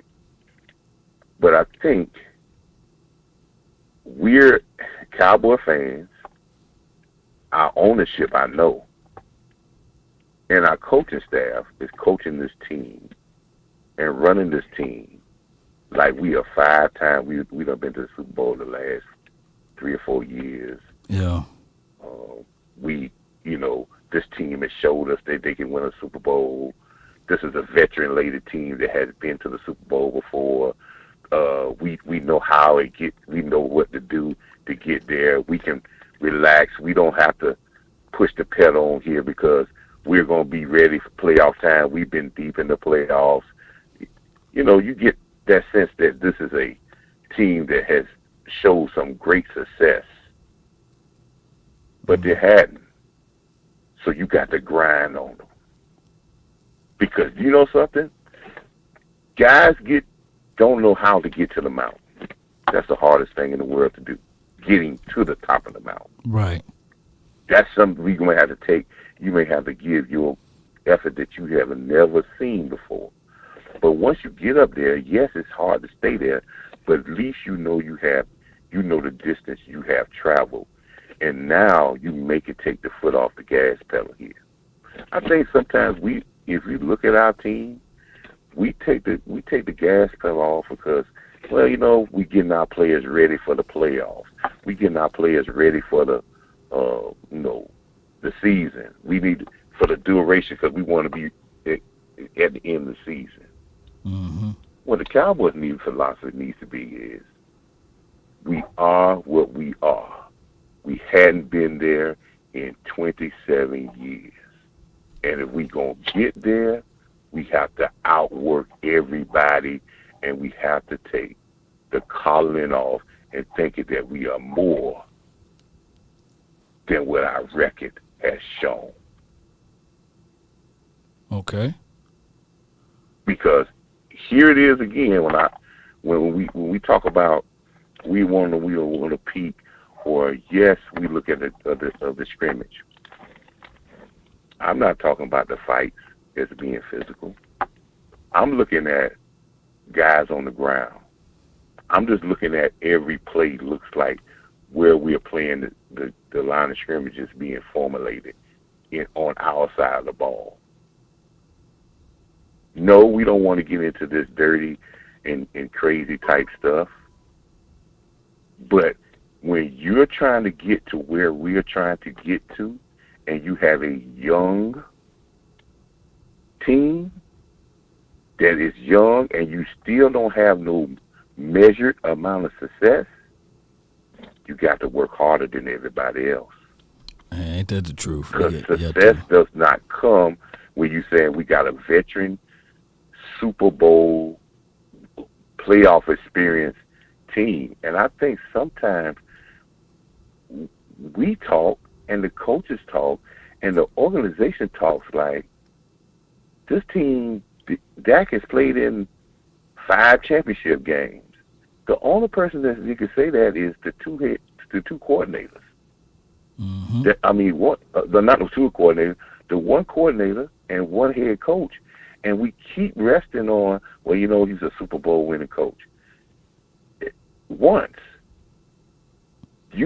This team has to get out of the philosophy, and I'm not saying I think we got a good team, Law, but I don't want us to overestimate and don't understand that for us to be where we want to be at 6, we can't take no days off. I feel you on that, because Coach. I'm gonna say it like this, because we right now know better than Jacksonville. Right. We know better than the Houston, the Houston other team in Dallas, because yes, we got Texans, a history. Yeah. But the thing with this team is they had to break the cycle when they was when they won before. They had to work harder than everybody else, and a lot of the great players have said, we have a sense of entitlement with these players because they're still living off what was set by the guys before. But those guys went through a grind to get to there. When you say that, Law? I mean, they all did work hard, roll their sleeves up to get there. Yeah. So if you want to get to that point, let's take the entitlement off on some of this, because in the fact of this, what I'm saying to you is, we can't go into a scrimmage, and if we're hungry, we're trying to be that hungry person. We can't go in there and not and have a sense of not being hungry, like we already done won everything, like we the champs. No doubt, Coach. See what I'm saying? Hey, I feel you on that one, Coach. Hungry. You got to be hungry. You got to be. And that's why we got to push them. And this is what all these shows is. This is why we push them. This is where we're going to try to get to. We understand how the organization is going to run things. They already got this thing as a like you Super Bowl champs in a way, this and that. But in that locker room or in that practice facility, this head coach, these coaches got to make sure that they prove it every day and let them know that they are nowhere. No doubt. They got to get there. No doubt, Coach. I appreciate you so much, man, for calling in. Right, look, man, this segment is called Coach Marv segment. I done created a whole display for you, Coach. Let me know if you like it, man. All right, I'm going to check it out when I get home, man. But like I said, man, yeah. Doing what you're doing, man. And like I said, I don't want to make the fans think I'm down on the Cowboys. I think we got a great team. But I know, and I'm saying again, we going to have to outwork everybody because nobody wants us to win. The odds is against us. So we can't take no days off, and we got to be extra. We can't be second. We got to be the extra. No and doubt. let everybody else fall behind us. No doubt, Coach. Appreciate you, man. Let's give a round of applause to Coach Marr, man. Always bringing us the quality content here, man. That's Coach Marr right there, man. All right, Cowboy Nation. I really appreciate everybody for jumping in. We got the 832. You're live.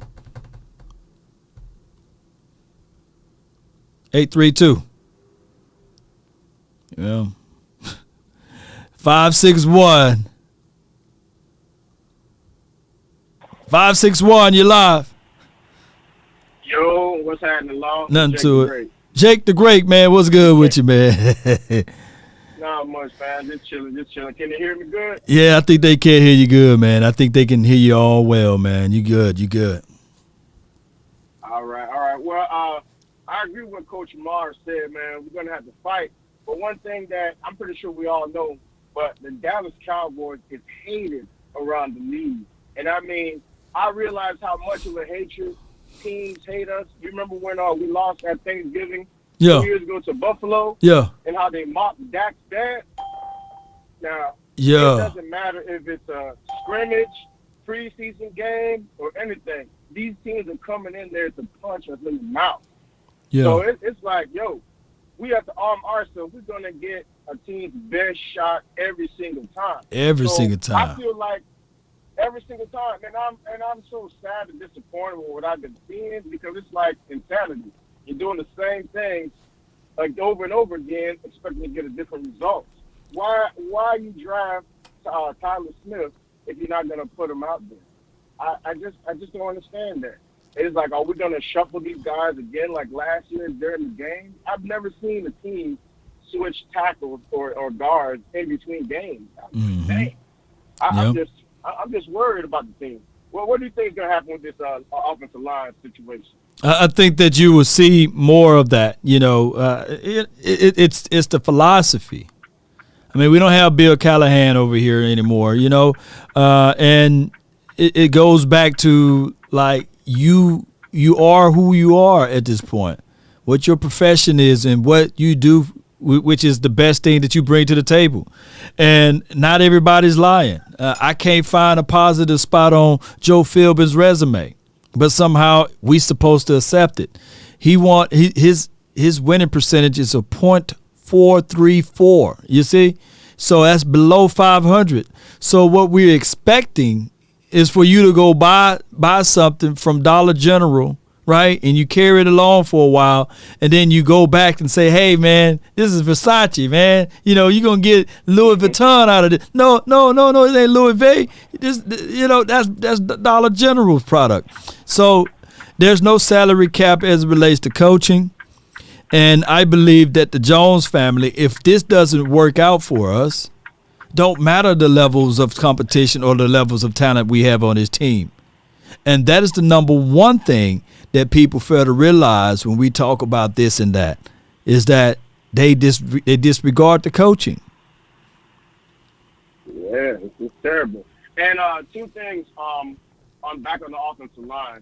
I just don't understand why they don't give McGovern a lookout at center. Because we keep hearing that Tyler Biadasz is lacking strength, but we hear Connor McGovern is plenty strong, and we know he has a history of being a right guard and a center. I just don't understand why they don't give him a shot in center. And last thing before I go, man, I love Tyron Smith, but man, it's to a point where he's broken down. It doesn't matter if somebody steps on his leg. It's always something with that guy. You can go into the season. I can go into Las Vegas right now and say, I bet you Tyron Smith is going to get hurt. And I put my whole house on it. And he's going to get hurt. I mean, at this point, you won't be homeless, man. He's going to get dinged up and nicked up, man. And that's somehow preparation's fault. You got to prepare yourself to know that this is going to happen. That's why I say it's better to be prepared for an opportunity and not have one than to have the opportunity and not be prepared. The Cowboys know of this, and this has been the same song and dance for all of these years. You got to go out there to make sure you cover up your messes. But it is what it is, man, Jake the Great. One last thing about Tyler Smith. Why I'm so worried about it, every time they say it's nothing major, man, it's always something major. He misses like 4 games. He limps off, and he's limping, holding his leg. Next thing you know, Tyron Smith's back is gone out. I'm just so worried about that. But that's my 2 cents for the day, though. Great show, and keep doing what you're doing, Lau. Appreciate you, man. Good caller, man. That's my guy. Been following the channel for a long time, man. We got some people calling in. I'm going to try 832 once again in the Houston area. 832, are you live? You're live. 832. Man, whoever that is, they tripping. 682. What's the deal, Lau? What's the deal, baby? Nothing to it, chick. This action pal, bro. Action. I called you. Yeah, I got you in under action. And, I want to piggyback on what Coach Maul was saying. About entitlement. I was always told entitlement is the thief of hard work. You know what I mean? And that 90s dynasty was so strong. Think about this, bro. 1995, that dynasty was so strong that the entitlement not only trickled down to the players that were to come to the Cowboys, but also the owners feel like they're entitled. He's entitled to be the owner that he is because of that dynasty. You know what I mean? Right. So it's like, how do they, how do they, he that's how strong that dynasty was. It's 27 years that we, you know, the reason why we watching and waiting and hoping to celebrate is because of that dynasty of the 90s. You know what I'm saying? But how do we change that? You know, how does that change? Well, you got to, you know, everybody have a dynasty, you know, that people talk about, and it don't go away, man. People still talk about the good book of what happened 2,000 years ago, you know, so it didn't go away. People still talk about it just like yesterday, and they use references. So the 90s, let it be the 90s, but what people fail to realize, it didn't all started in the 90s, right? 89 happened, 90 happened, 91. Those were long years. It took 3 to 4 years for this team to formulate to get to where they at. So what people look at now is they look at two things. They look at the Cowboys currently, and they say, well, this team is the same team from the Jason Garrett administration. He was here for 10 years. If you add in the times that he was the OC, he was here for 13 years. That's a long time for a philosophy to be here. Right? For even if you look at the LA Rams, people look at the LA Rams and say, hey, man, we would love for our team to be like that. It took them 20 years to get another Super Bowl ring, right? Shout out to them. But even with that dynamic coach, it took him literally 7 years, I believe. So it's not easy for it to happen. It takes time. And the Cowboys, that's one thing that we definitely don't have is that patience with time. Think about it. This coach is already on the hot seat. Already on the hot seat. And he's going into his third year. They're ready to move on from him. But look how long we stayed with Jason Garrett.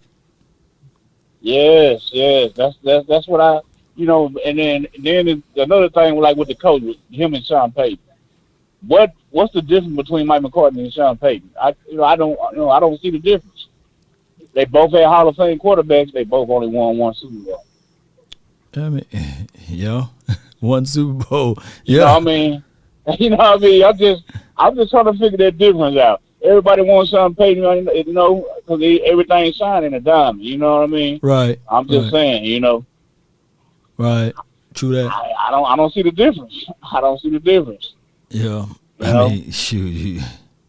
Other than Jerry like this one more than he like the other one, you know. Well, the thing is, you can bring in Bill Belichick, but if you do not allow him to do his job, then it's just a waste of bringing him in. Right. So that's another problem with the organization.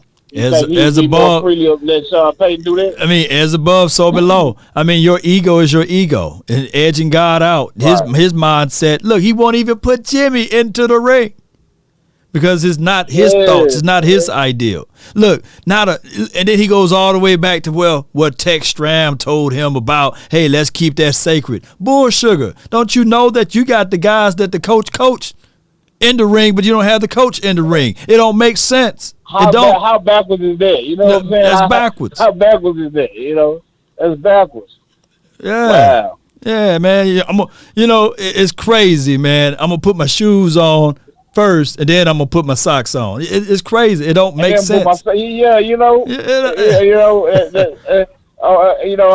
Everything just backwards. You know what I'm saying? And it don't add up. And I know if it don't add up, it can't count. You know what I'm saying? It don't make sense at all, man. You know, and then it's like so in the whole back to the entitlement, the whole Jimmy Johnson allowed him to feel entitled to want anybody that want to put on a star should be able to take a pay cut or whatever. That's because of what they did in the 90s. Because of what they did in that 90s high,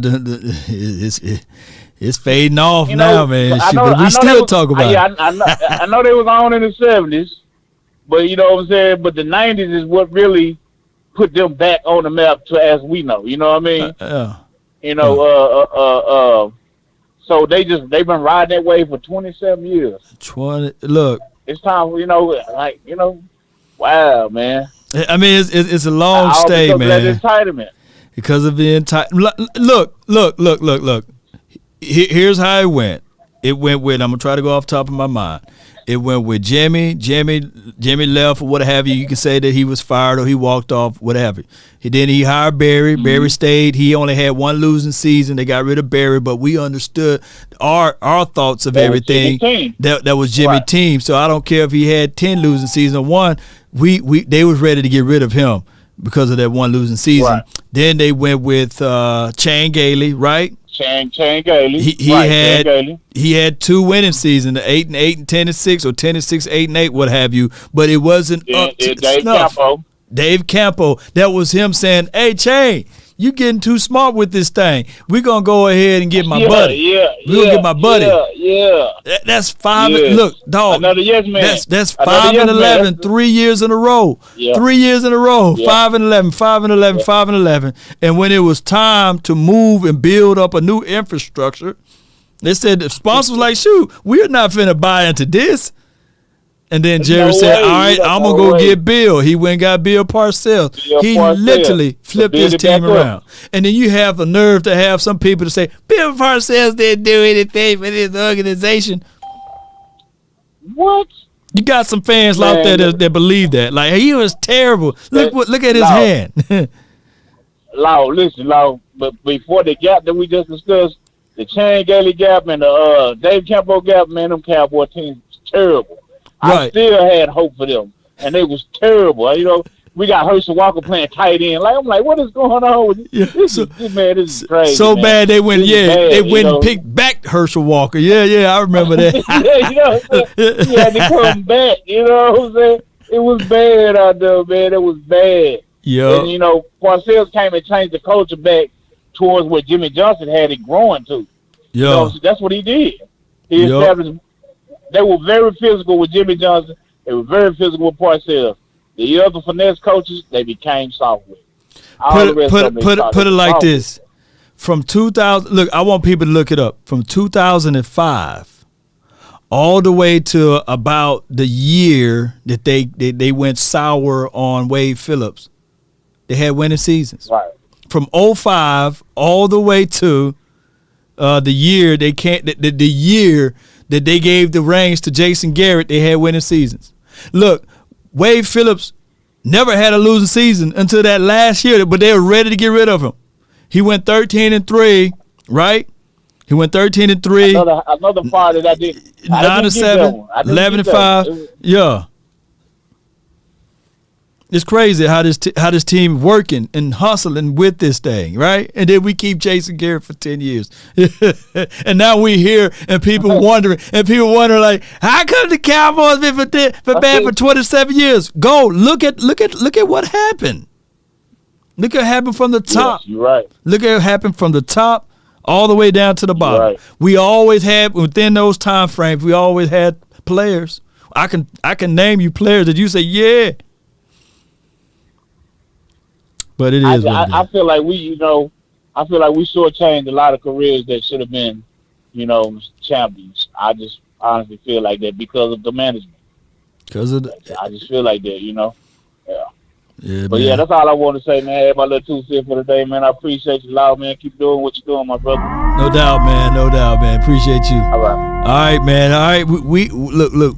I got this line longer than Shaq feed, man.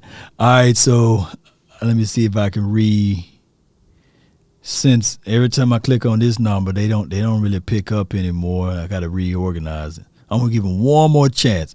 832, you're live.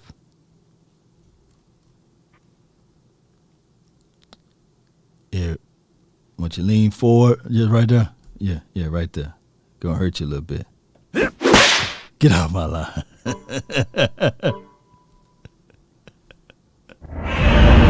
Right there, get off my line, man. All right, man. All right, so we got 1, 2, 3, 4, 5, 6 people. All right, from the 202, you live. 202, you live. Hello. Hey, what's going on? Hello? Man, doing great. Talk to me. Not much, man. Yeah, I just had I had a question, but I wanted to kind of touch on 2 of the subjects that you talked about. I think one that I don't think that the players are probably entitled. I think just as a Cowboy nation, the fan base and somewhat of the media always paints the picture of them being entitled. Right. Due to the Right. history. Right. Right. I feel what you're saying because Prescott was never here when all of this happened, nor Parsons. Parsons wasn't even born. I believe he was. What year Parsons was born? 2000 or something. So he wasn't even part of this entitlement ship. You know. So keep going. Yeah, no, I was gonna say also, like, cause being a Cowboys fan, a lot of people always kind of, embark on y'all this and y'all that, and there's like a lot of it usually media. Or just like you said, being one of the most hated teams, you kind of get that with certain teams, Lakers and all of those type of things. Right. Secondly, I think that the Sean Payton and oh my gosh, we got the coach right now.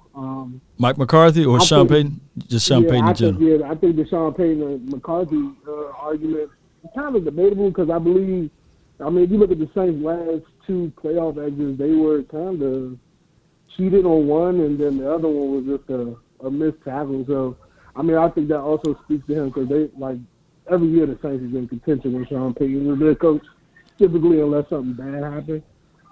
So, I think that's a lot to say about Sean Payton and his enigma to be a coach and lead men, things of that nature.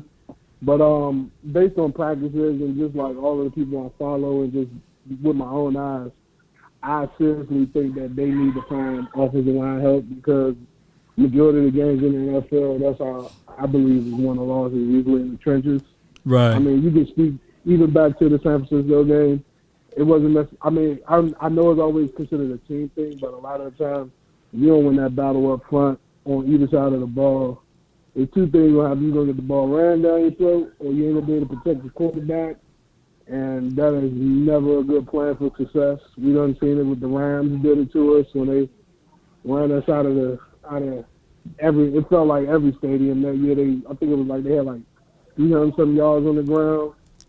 But I would definitely look into trying to probably get rid of some of these D linemen or extra wide receivers that you don't want to drop or that you're going to eventually have to cut to try to see if you can work something out for one of these linemen that's probably disgruntled or. I heard Chicago. I know we was talking about that tackle before during that draft. Dude, about us possibly fam, you sound just like Zeke, man, a little bit. I was like, man, this is Zeke. Anybody ever told you that, man? You sound like Zeke. I said Zeke calling in. I said I'm left there and start listening, man.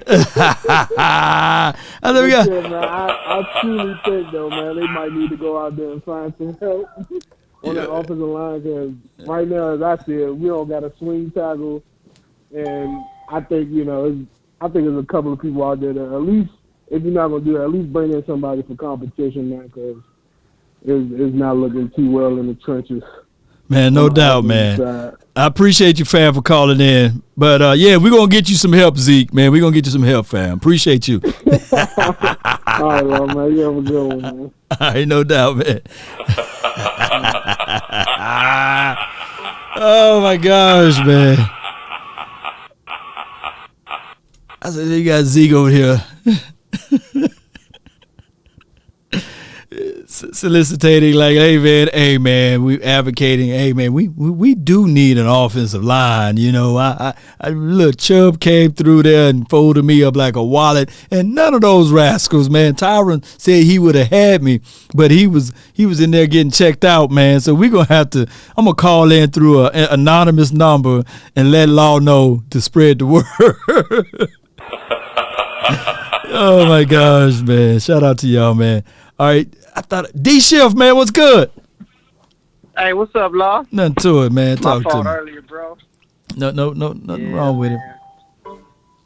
Nah, dog. Bro, that was a rough.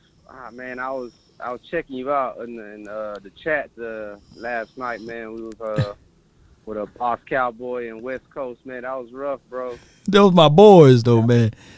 That's my boys, man. They cool people, and they trying to keep it as real and a buck as possible. So yeah, I can't really, because you don't want, you don't want it to be all rainbows and roses, and I ain't quite positive vibes only person, right? Right. Shit, keep it real, Yeah. But at the same token, like, I don't understand why everything like why was the focus so much on a backup tackle?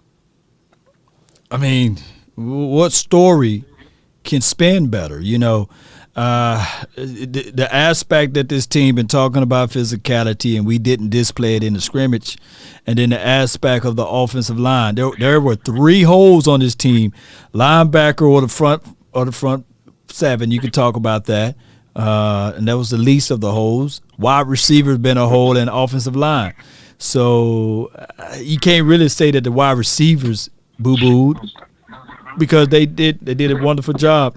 And the defense collectively, you got Dan Quinn and all of those boys over there. I know for sure that the defense is going to cover up anything that they try to present out there as it relates to a storyline. But that offensive line, hey, that can make all type of storylines about this team. Well, I'm saying, like, these guys was backups first and foremost. So, like, right. we, like, basically, like, the whole thing I gathered out of things, like, Cowboys soft. Like, that was my thing, right? The Cowboys soft. Yeah. All right, cool, but then, like, if you, like, let's talk about the defense. Like, nah, let's just focus on the offense. Like, nah, like this the team. Like, the defense is going to play, too. Yeah. I mean. The defense is going to play opponents.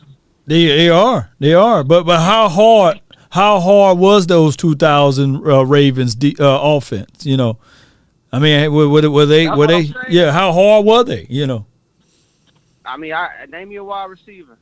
I mean, now off the top of your head, you know, we got to do some Google search and name I don't know off the top. Like I can't really. Who's Seattle's biggest playmaker on offense when they win Super Bowl? Lynch. That was the doggone Lynch. That's it. it. You know, you go look at that. You go look at that offensive line. It was skittish. So I'm not trying to. Yeah, I ain't trying to hype it up or but like we gotta wait, man. Like we really do gotta wait, dog. Man, I was looking at it like this. Ray Lewis, it was a documentary out there. He was saying, if my offense can just give me 13 points, we'll win this game. That's all they were looking for, their offense. A 13-point, 17-point. They know that they was going to win the game. And I'm quite sure that this offense can muster up 13 to 17 points. I'm not saying that this defense is anywhere close to those boys as it relates to the Ravens, the LOB, or even the 2001 Buccaneers. But I can tell you that the way Dan Quinn got these guys flying out to the ball, shoot. And then we don't, like we said, we don't know that because before the season started last year, who would have poked their chest out and said we was going to lead the league in turnovers? No one. Yeah. No one. I mean, so it's easy to talk it, like, because at the end of the day, man, being this pessimistic about everything, like, it's a safe bet, Law. Yeah. Like, it's safe because if you're a fan and you're being really pessimistic right now, you think too much of your takes, I think. You know what I mean? Like I don't know if you feel like you're gonna get called out on your takes whenever you have like try to like kind of inspire hope behind your team, but like because if I'm pessimistic and the team starts winning, you know what I can say? What? Oh well, shit, I'll go ahead and eat my crow happily. Well, nah, because we had to sit through a whole off season of all this old BS. You know what I'm saying? So. But D-Shift, here's the craziest thing about it. It's going to rain this year, right? And I keep saying it. I know for sure I'm eventually going to be right. So if I'm saying 31 other teams were wrong last year, right? If I said, if I literally had like real big beef with the LA Rams, right? I would have been right literally since 1999. I could have built a whole fortune off saying the Rams are an accident waiting to happen. They would never go back to the Super Bowl. It would only literally take me one time to eat that crow, and that would have been just last year, right? And they barely won out for that because the way the ball bounced in that game, it could have went the other way. So, but when you say the Cowboys ain't gonna win a Super Bowl, you playing the field. You got a 31 out of 32 chance, while we only got a 1 out of 32. Right. I can build my whole YouTube channel off of that. Can't be a better bet. Tell me who's gonna win. If you're gonna tell me the Cowboys ain't gonna win, you gotta give me your Super Bowl picks. Right. You gotta give me that one, and it has to be right. It better be right. It better be right. You know what I mean? it gotta be right, because it's like y'all. Some people got these takes like these holier than thou takes. Like I ain't trying to hear that, man. Like it's football. Like everybody can sit up here and observe it. You know, you got the folks who, man, I ain't gonna name them, but I was sitting up in the chat, kind of, going back and forth about just takes, right? And I hate when people like, well, people who because I ain't never played football. I'm gonna be, okay, I just watch football, I ain't never. But at the same time, it's like if you only went up to high school and played football, you really don't know. Like, you really don't have the insight that an NFL football player has. Right. If you went to college and played football, you really don't know what it takes to do what it does in the NFL, because you didn't make it. Right. And the NFL player looks like he don't look at you as their equal. True that. When you contextualize it like that, but they don't look at you. They don't look at it that way. You're not their equal. Yeah, you are not their equal. Like, you can sit up here and tell the average Joe Blow fan who's never played or whatever, like, oh yeah, I know what I'm talking about, because I play football. But did you do it at the highest level? Right. If that's the case, and the only people who can have an opinion on it is the people who've actually been there and been at the highest level. So we talking about 1% of the world. Yeah, it's a small percentage. When I sit up here and pay my little, when I drop my little G to book my little tickets, like, that was an opinion. Right. Some people feel like they're paying $1,000 this shit. I ought to go do this with $1,000, or my $1,000 better served doing this. Right. So when I put my $1,000, that was my opinion. Yeah. But you know what? The world changed. The world changed when Twitter and all of the social media, like the YouTubes of the world, changed literally right in front of our faces, because it empowered. Well, not necessarily that way.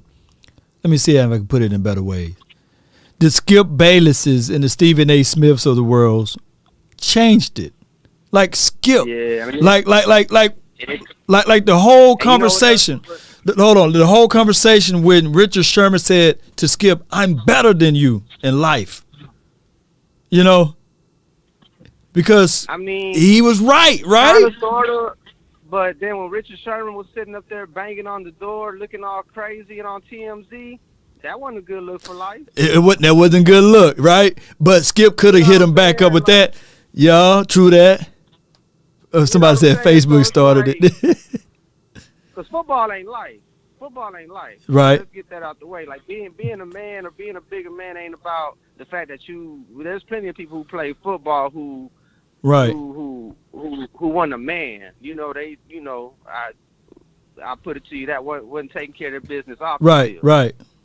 They can hit somebody, they can run past somebody, but you ain't, so, that don't define your manhood. I'm sorry. It just don't, But so that's a whole different conversation for another day. I can see what Richard Sherman was trying to do. But based off the society. Yeah, but that was, but when Richard Sherman did that really empowered him, right? Or when, like, the Stephen A. Smiths, I would say, like, for example, Stuart Scott. We knew that when Stuart Scott came on, he had his opinion about it, but it was never from the realms of this dude sucks or this dude is a choke artist, right?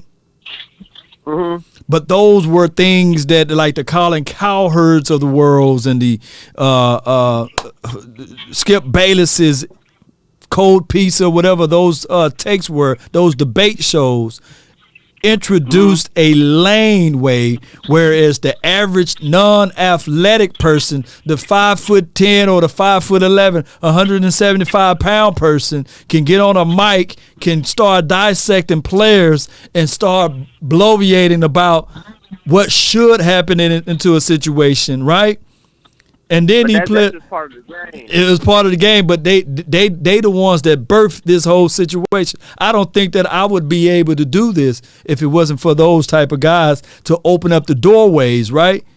For us to have our independent opinions, but at the same time, they do take things too far. Oh, they do, and I know there's some personal jabs, but like, I mean, again, the same way things can be taken too far negatively. Nobody's complaining when somebody's sitting up there spending tens of $1,000 taking it too far in a positive way. True. You know what I mean? That's True. just the means of it. Like you, Right. for every 1,000 steps you go to the left, there's 1,000 steps to the right. You know? Right. And that's just the logic in it. You know what I mean? Like for everything that goes up, there's a down. You know? Right.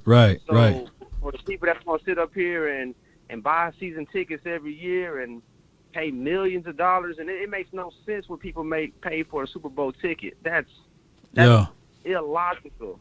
But you're gonna take that. True. You know what I mean? And it's just the realm of it, you know. But and that it just kind of sparked me because, you know, the whole Randy Gregory thing, and it was, you know, Randy Gregory calling us toxic and delusion. I'm like, man, if you look at it, the Cowboys are the biggest. I live in a small city, dog. I live in a real small city, but we are one of the most crime-ridden cities, you know. Wow. And bigger than these cities that got millions, you know, because it's not based off of they got millions, right? But like you look at a city like New York City, right? Right. It has a lot. Like the crime seems much bigger because it's a way bigger It's a way bigger city. Right.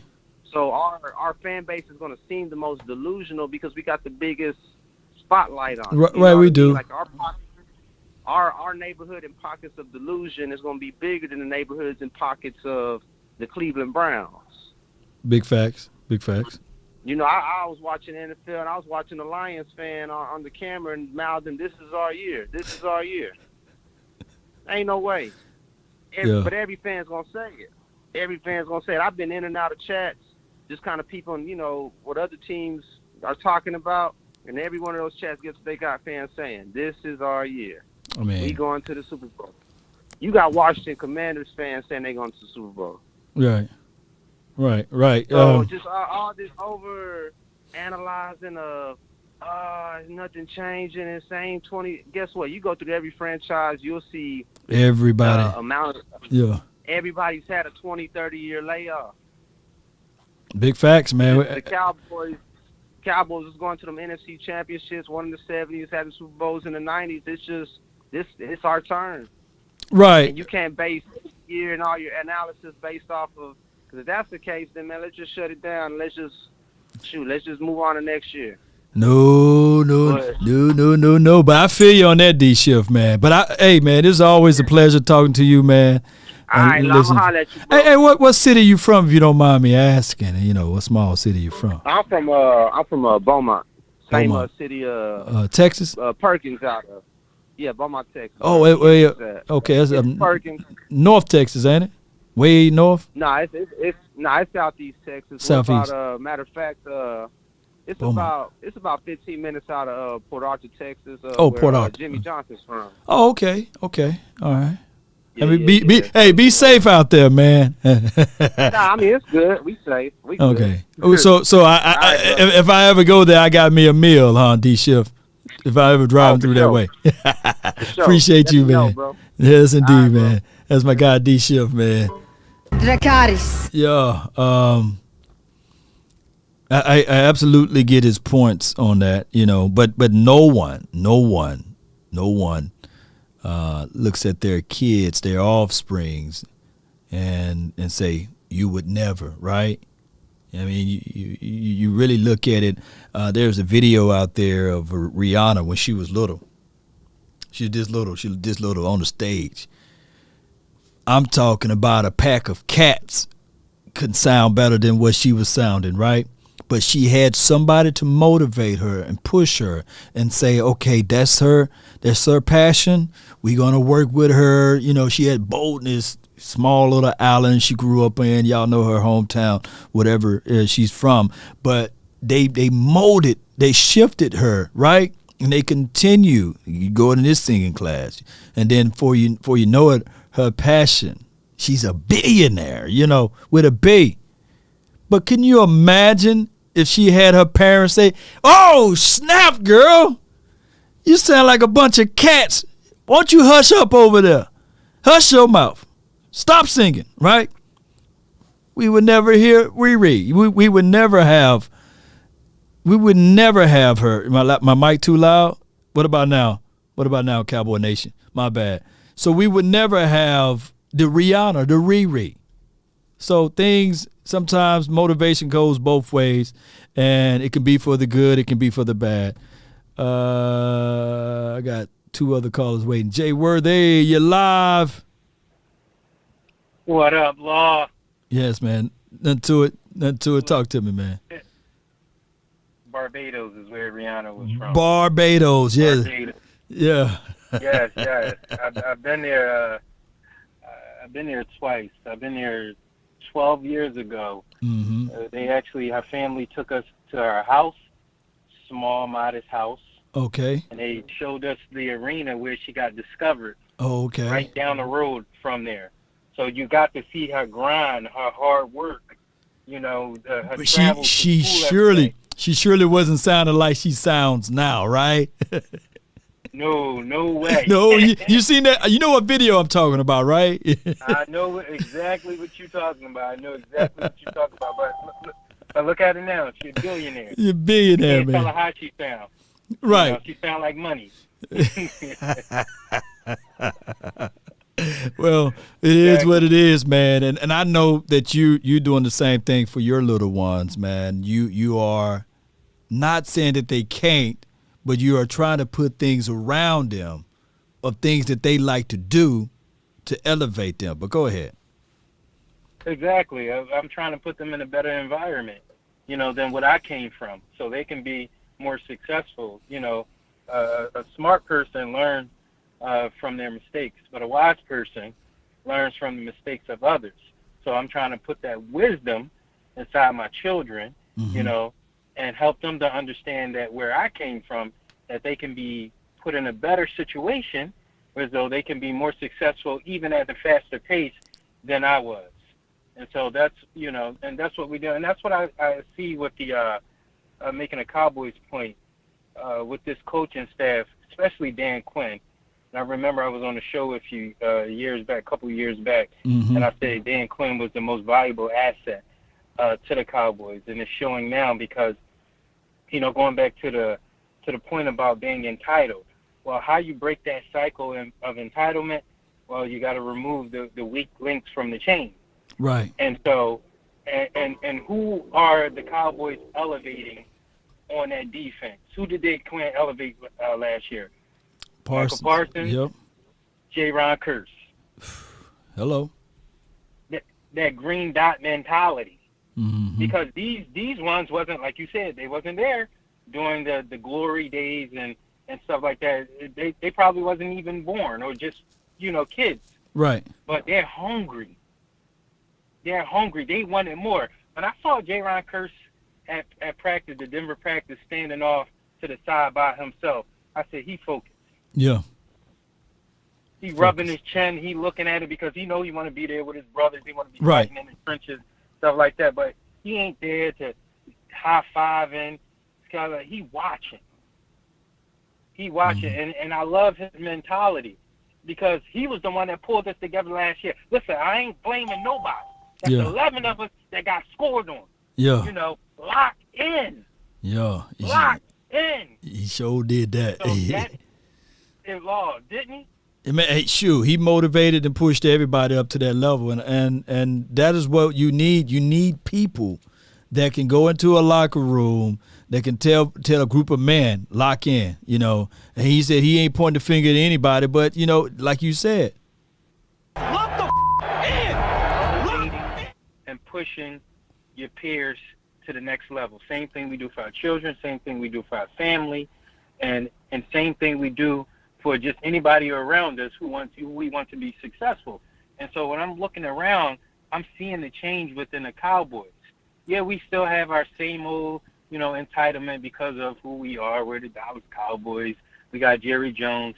We got the billion-dollar stadium, the locker room, the facilities, and stuff like that. Of course, when you move a person out of their habitat and put them in an entitled habitat, they're going to adapt and they're going to think that way. But the attitude of our players, these players, the Michael Parsons, the J-Ron Curses, they're going to help elevate the attitudes and help them to understand we didn't earn anything yet, because they want to clown us for us being a successful organization. So they always want to piggyback off our history. They want to go back in history. They want to create their own history and put us in this little box when we see other organizations haven't even met the promised land and longer than we have.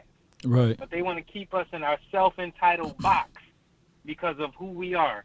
But guess what? I believe that this coaching staff, along with Dan Quinn, is changing that mentality. And I just can't wait till we see, like we said, a Micah Parsons and a system that's slowed down for him. He getting 4 sacks, getting 3 sacks, and not in the game.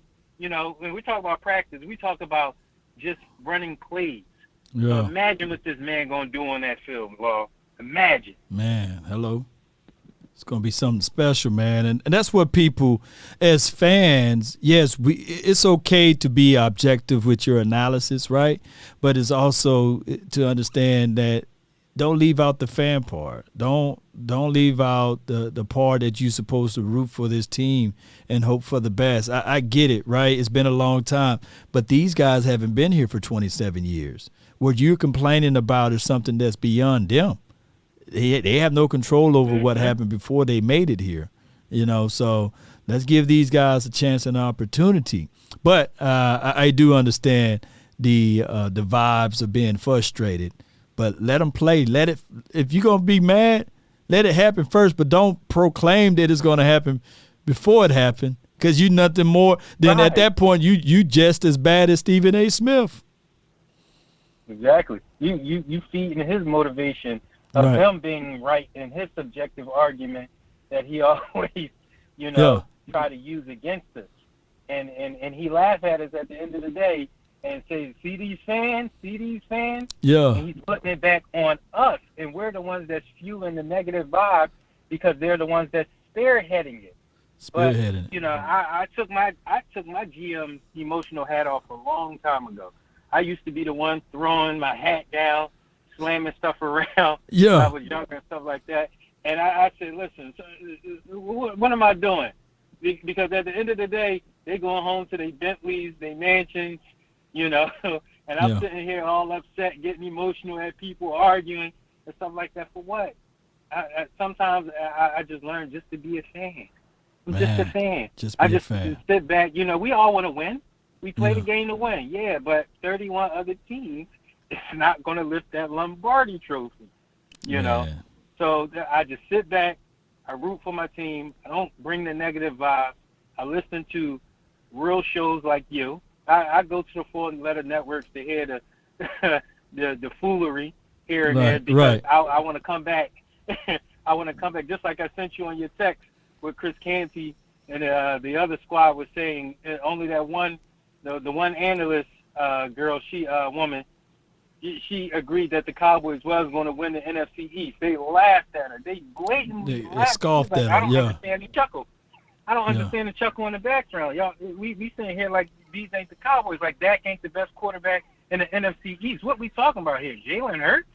Yeah. What elevates him and how do the Eagles elevate over the Cowboys? But like they said, the negative views of what they can use against the Cowboys, that they have somewhat of an argument to say this. But like I said, Law, we should like this just to grow with and just to pass by time and just to understand the realness of the Cowboys nation. That's all. Man, I appreciate you so much, Jay Worthy, man. Hey, thank you for your love and adulations and your support. Thank you, fam. Salute. Always. Salute. That's a good call from him, man. Dracarys. I mean, at the end of the day, listen, we talking about practice. we ain't talking about a game. All right, so what I'm going to do is... The conference has been locked. Because it'll be literally until like 11 o'clock at night because these phone lines, boy. All right, so if you already called in, I'm not going to double tap you. So I got the 336. You're live.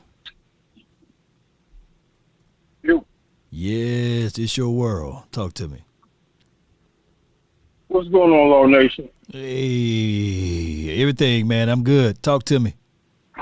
This is David Wright from Greensboro, North Carolina. I was just in Dallas, man, a couple of weeks ago. Uh-huh. But I definitely want to piggyback off the entitlement thing, man. I know a lot of people saying that Tyron Smith should be starting. But he got to get in there and take that thing, bro. He got to go in there and make him hungry and go get it. Instead of just giving it to him. You talking about Tyler Smith or Tyron Smith? You talking about Tyler Smith. Tyler Smith. Oh, okay. Tyler. They got to go out there and take it from him. Make him hungry. Make him go out there and beat that man and take his position. First and foremost. You just don't give it to him, then he'll be like Lyle Collins and think he's entitled to the money and to the bag and nobody can take my position. That's what happened to Lyle Collins. He got comfortable. Let me ask you this. How did Dennis Houston get first team reps? By being hungry, coming out of a small school and being hungry and putting in the extra work, putting in the effort after practice, doing what he needs to be doing. According to who? According to who? I'm talking about according to who. Like how do that scale work of it being in that type of situation? Like Noah Brown, he played games in the NFL. T.J. Vasher, he was here all last year, right? Simi Fehoko, he was drafted. But this guy, undrafted, rookie free agent, he gets snaps and opportunities. And I was there at practice. And I'm not saying I'm Team Dennis Houston. Don't get it twisted. But what I'm saying is that I've seen Dennis Houston not catch everything, right? But they give him multiple chances and opportunities to get those first team reps. I've literally seen Simi Fehoko, start off slow and then creeped up and get better and better throughout the course of the time. So there's a personal belief that they believe that from the coaching staff that Dennis Houston got these potentials.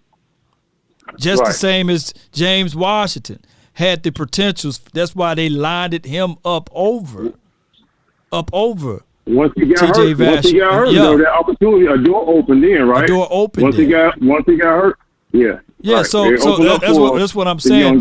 That's what I'm saying is that if you drafted Tyler Smith to be your quote unquote starting tackle or guard, these are the most valuable times for him to go out there to get those quality reps. To get the rep.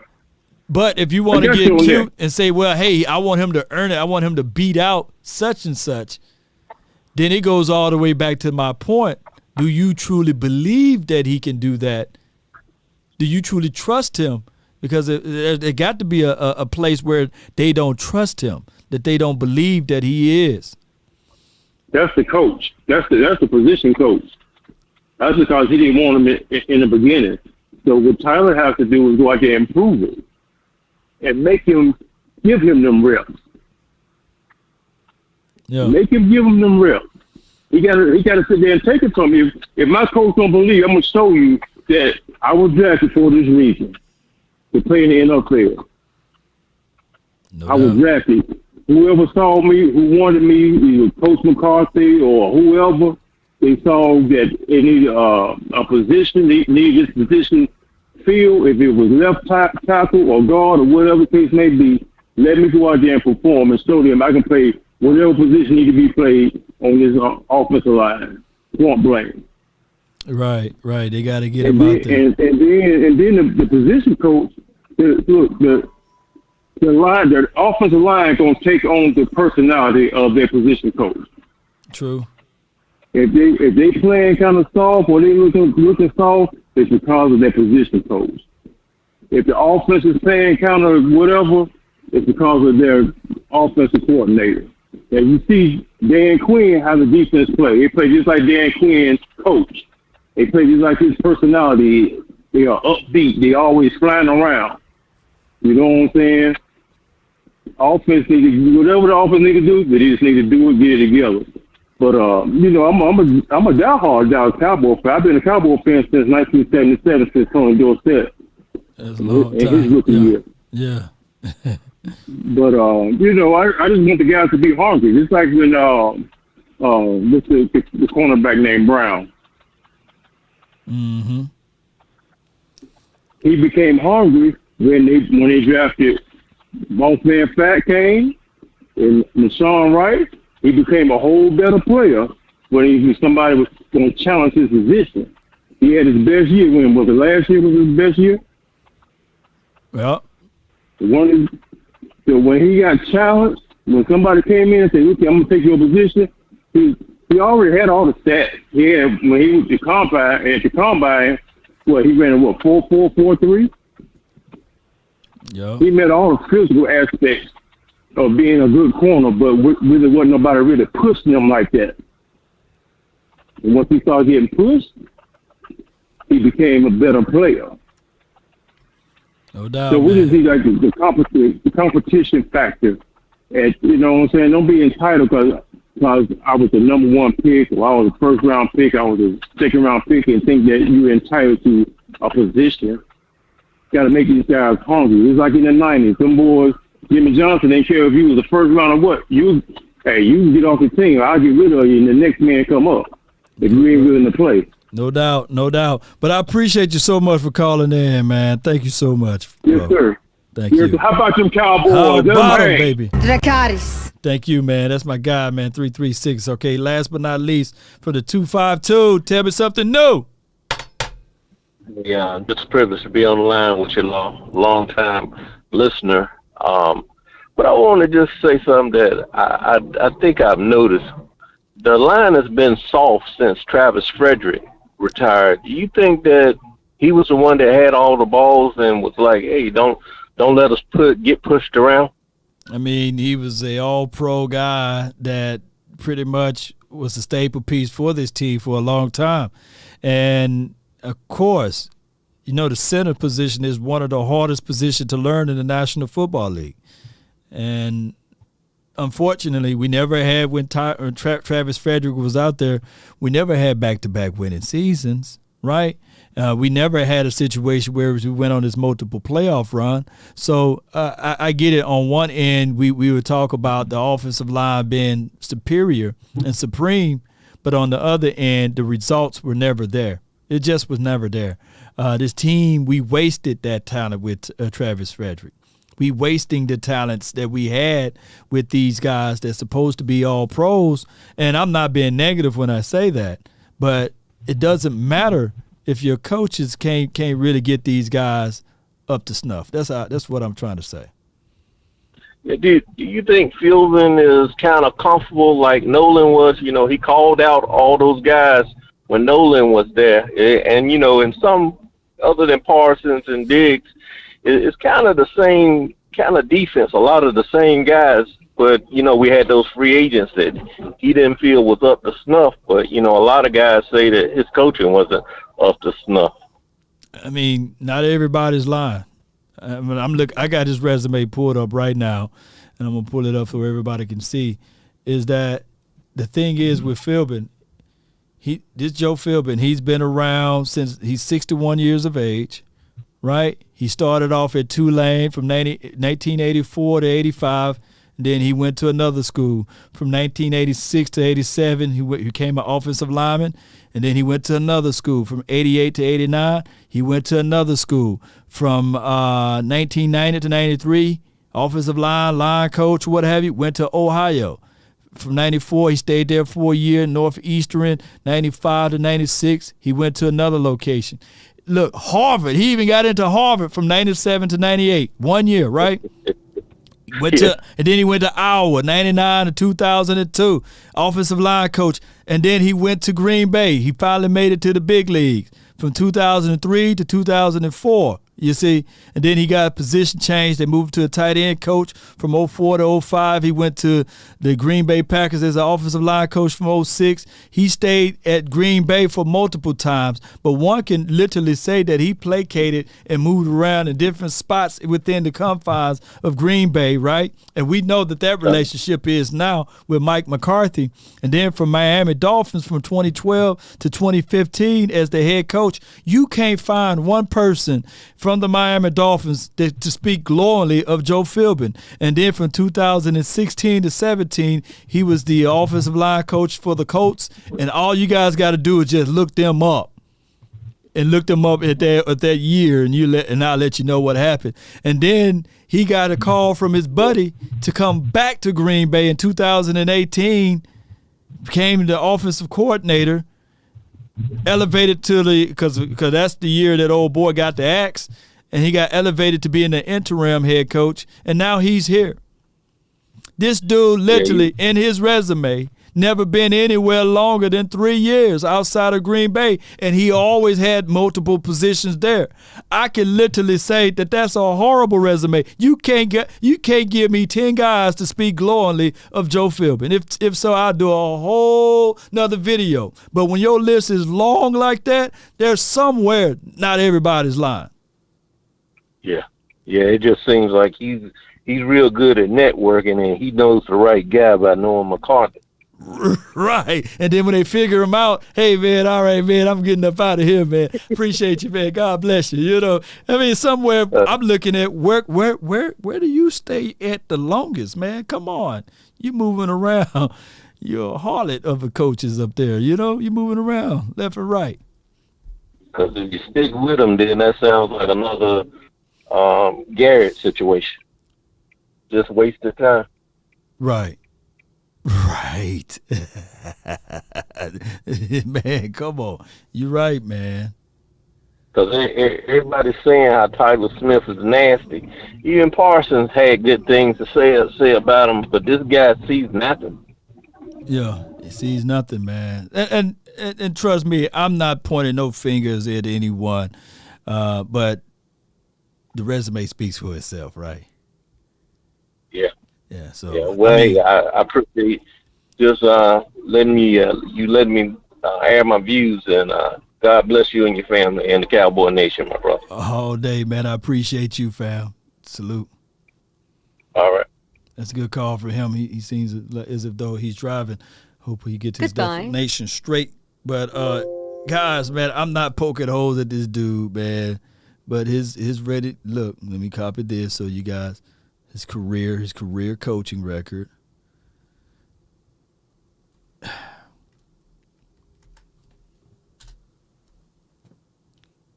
That's his career coaching record. .464. So we are expecting a guy to elevate.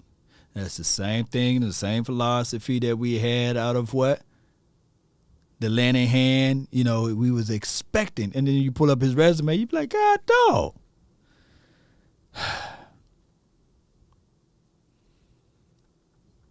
Call it like it is. But yeah, I feel y'all, man. And I ain't trying to rain on the man. They gonna be pointing me out. Hey, that's that dude right there. Get him. Grab him and hold him. Hold him and grab him. Don't let him leave up out of here. He's telling too much of the truth, you know. Oh, my gosh, Cowboy Nation. All right, I done stole enough of y'all time. It's at the top of the hour. I really appreciate each and every last one of you all for tuning in. I thank those who called. The Cowboys will have an unbelievable day tomorrow. This is the day before the big day. And I can't wait to do film assessment, film reviews on some of the players, highlighted players or what have you. Shout out to the Bleacher Report. We will be doing things with them tomorrow. Halftime report will be on Bleacher Report. So shout out to them. They've been taking good care of me. And be sure to turn your notification bells on. Let me hit it right quick. Here you go, right here. Be sure to pluck the notification bell for more content. Y'all be sure, man, to hit that notification bell with me. And I got some new breaking news over here, man. Because, see, a lot of people think that I was just picking on the good old Eagles. But let me tune into some more reports. Let's tune in to some more reports out of Washington camp. Let's tune in to them. When your team is getting demolished like that, I sit up here, I swallow a lot of what I know. And a lot of what I know is what I'm starting to see right now. That's why this team is awful. You're not good when you get embarrassed like that. And why the hell do we have these benches with heat things for them in a damn stadium. It is the answered. I talked stuff. In my life. We took them to Dallas. They embarrassed us. That if we take those to another stadium, we have to be the laughingstock of the damn NFL. He crying.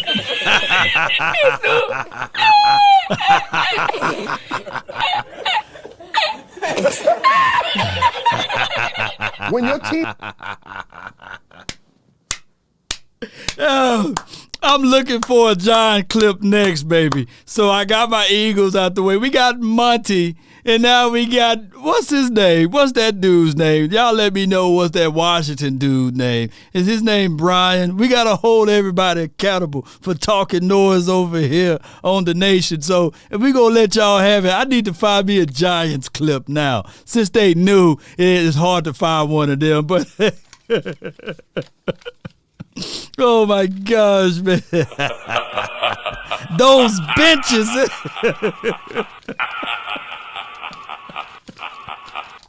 Oh my God, y'all stay tuned for this. Let the Cowboys Experience introduce you to a whole new way to enjoy a Cowboys football weekend. Experience the ultimate Cowboys player and fan event at Toyota Music Factory on the Texas Lottery Plaza. Making lasting memories by booking at cowboysexperience.com today. That's 817-888-1726 to be in the mix. That's my team, Cowboys Experience. Y'all be sure to let me know if you guys want to get out to the games. We're going to have a beautiful moment, a beautiful time out there at these events, and I can't wait to see y'all beautiful faces, man. And I'm telling you, we're going to have a good one, man. And those benches, man, huh? Oh, my gosh, man. Oh, boy, man. Hey, man. They ain't gonna like me, baby. Oh, my gosh. That's Brian Mitchell. Okay, thank y'all. We're gonna be tuning in to some Brian Mitchell this season on his thoughts about the Cowboys. And the other dude was crying. But I come here to tell y'all, beautiful people, right now, that in the midst of the reality, this team got a long way to go. And of course, we all know that what we are talking about is this right here. Not a game, not a game, not a game. We talking about practice. Most certainly. And within the confines of practice, they say practice make perfect, and these boys better get out there to continue to practice. Don't worry about the outside noise. Don't worry about what the 4-ladder, the 3-ladder, or even the fans that wear the silver and blue. Not everybody that rock with you is with you, right? All kin folks or all skin folks ain't kin folks, as they say. Just because they got the blue skin don't mean that they here. I'm still alive, Adrian. They say, hey, if you fall, try to land on your back, because if you can look up, you can get up. And I come here to tell you guys, we fallen many of times, and we still looking up. We still looking up. And by the way, there's multiple other teams who's below us. And there's multiple teams that think that they above us. They're still looking up to us, and we've been on a 27 years hiatus. That's a better way to say it. There's one thing a man should always do, mainly to himself be true. Never allow someone to change your point of view unless what they bring makes sense to you. Never judge a man by sight alone, nor by the height he has grown. And when speaking, keep it at a moderate tone, because raised voices turns hearts into stone. You see, in the beginning, it was brother, I'll roll with brother, ride with brother. The morals of life, live, love, and respect for another. Then there are those who will try to be smart, like the Stephen A. Smith of the world, Colin Cowherds, Skip Bayless. You see, they'll take a decent man to alter his heart, to seek to rip him apart. Those man no man shall call a friend, because they bend lies around the truth until it meets their end. Cowboy Nation, continue to fight. Don't listen to the pundits. Don't listen to the critics. This is your team. This is our battleship. This is where we get it out of the mud at, baby. Martin! What is your profession? Let's get it, baby. Y'all know how it goes. Sparta! Are you not entertained? Are you not entertained? Let's go, baby. Network analysis. You know, I feel you, Jay Lombardi with the party. That's been my time. I really thank you all for yours. Keep your head high. Don't spoil what you have by desiring the things that you don't have. Because at one point in time, the thing that you do have was something you dreamed for, longed for, wished for. That's been my time. I really thank you all for yours. And remember, you're listening to nothing but the best. Go Cowboys. We out.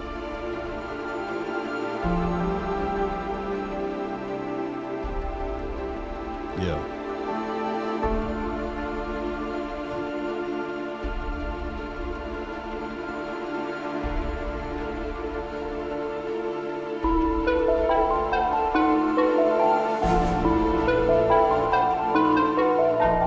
Roll credits. Let's go. Shout out to all of the supporters. Appreciate you. Yeah. Nowadays, nothing really is ice. Only one of me and nobody's like me. Phone ringing and I tell him it's ice. I got wifey on bling and she freeze. Photo, please, no photos. G's, no, please, no photos. Hit the door and the domain just whole team here might need some. Still young, but I move like a new deal to my lawyer. If you're down in my management, I'm just warming up, wait till I old producers saw the numbers one. Different colors in my baggy light. Chalk it up, talk of the town where you're talking up. Wanna get you a ring and you tough enough. Wanna get you new things with your pockets dull. Run it up. I used to be quiet and out of luck. Now I move up and move humble cause the hate and the jealousy. My mama telling me I ran up a check, I might do it again. Mate, do it again, Enemies baby. close, have me thinking they're friends. Appreciate 10 you, toes Jay. down, I'll be free until Shout the out to end. you. Crib outside the city, I don't feel safe in my Davis, hands. Took so many years, I'm just roll waiting for the tide. wins. I'm in debt to no one but the one who took my sins. I do it for real, there's no reason to pretend.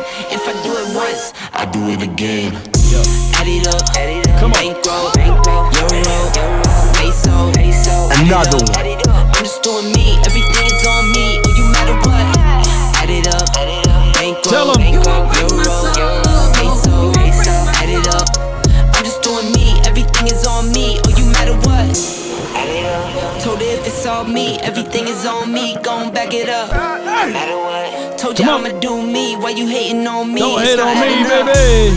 I do roll like a Mack truck. Country heart, I might cop a farm and go act up. Come Got the on. scars, I was cold hearted, now I'm back up. Keep it real, I do this once a month. I don't rap much. I just take the money and go stack up. Only buying car till you tatted up. All that other bull, it don't matter much. You only climb me, I put the ladders up. No fault, I done doubled up on the workload. I think I fell in love with the bankroll. Pray up, get money, then we lay low. Then we lay low. Yeah. Come on. Euro, Get it. add it up. I'm just doing me, everything is on me. Cowboys Sports Report by Charles and Charles. Let's go. Come on. Add it up. I'm just doing me, everything Kenneth is on Paris, me. Oh, appreciate matter what? you.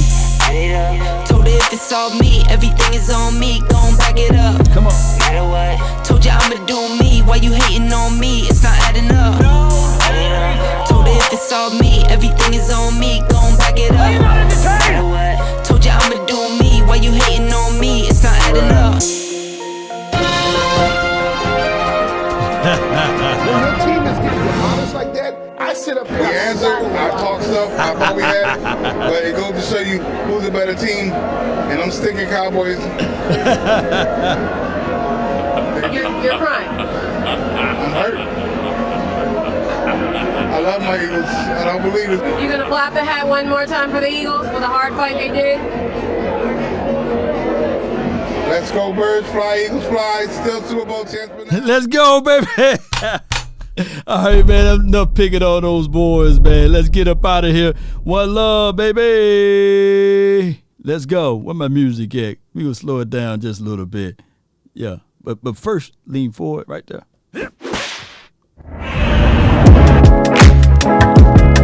Slap the street lights into them, huh? Come on.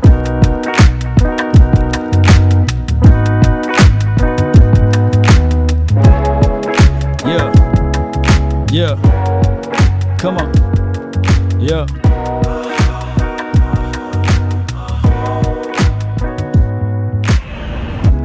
Take a drag of my cigarette. Breathe me out, breathe you in. He needs some milk. Yeah. I want me some Royal. If you're watching, if you have not hit that like button, come on. Shame. Don't let the street lights hit you all alone. Tell them. You know it's dangerous to go alone. Right. Don't let the street lights hit you. Can I be your player too? I'll follow wherever you go, whatever you do. Well, what I'm saying is that there are known knowns and that there are known unknowns, but there's also unknown unknowns. Things we don't know that we don't know. Years of a perfect love, 7 more and another one, And another one. and another one. Come on. Finding you was the one love, 7 wonders all in one. Let me hear it. All in one. Don't let the street lights hit you all alone. You know it's dangerous to go alone. Don't let the street lights hit you. Can I be your player too? I'll follow Parsons! whatever you do. Player too.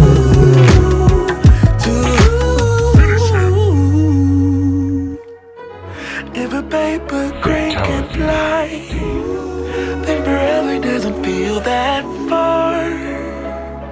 So far, so far. If a paper crane can fly, then forever doesn't feel that far.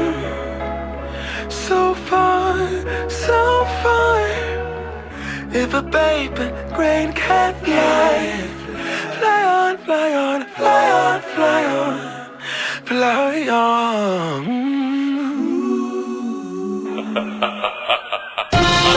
I ain't gonna do y'all like that.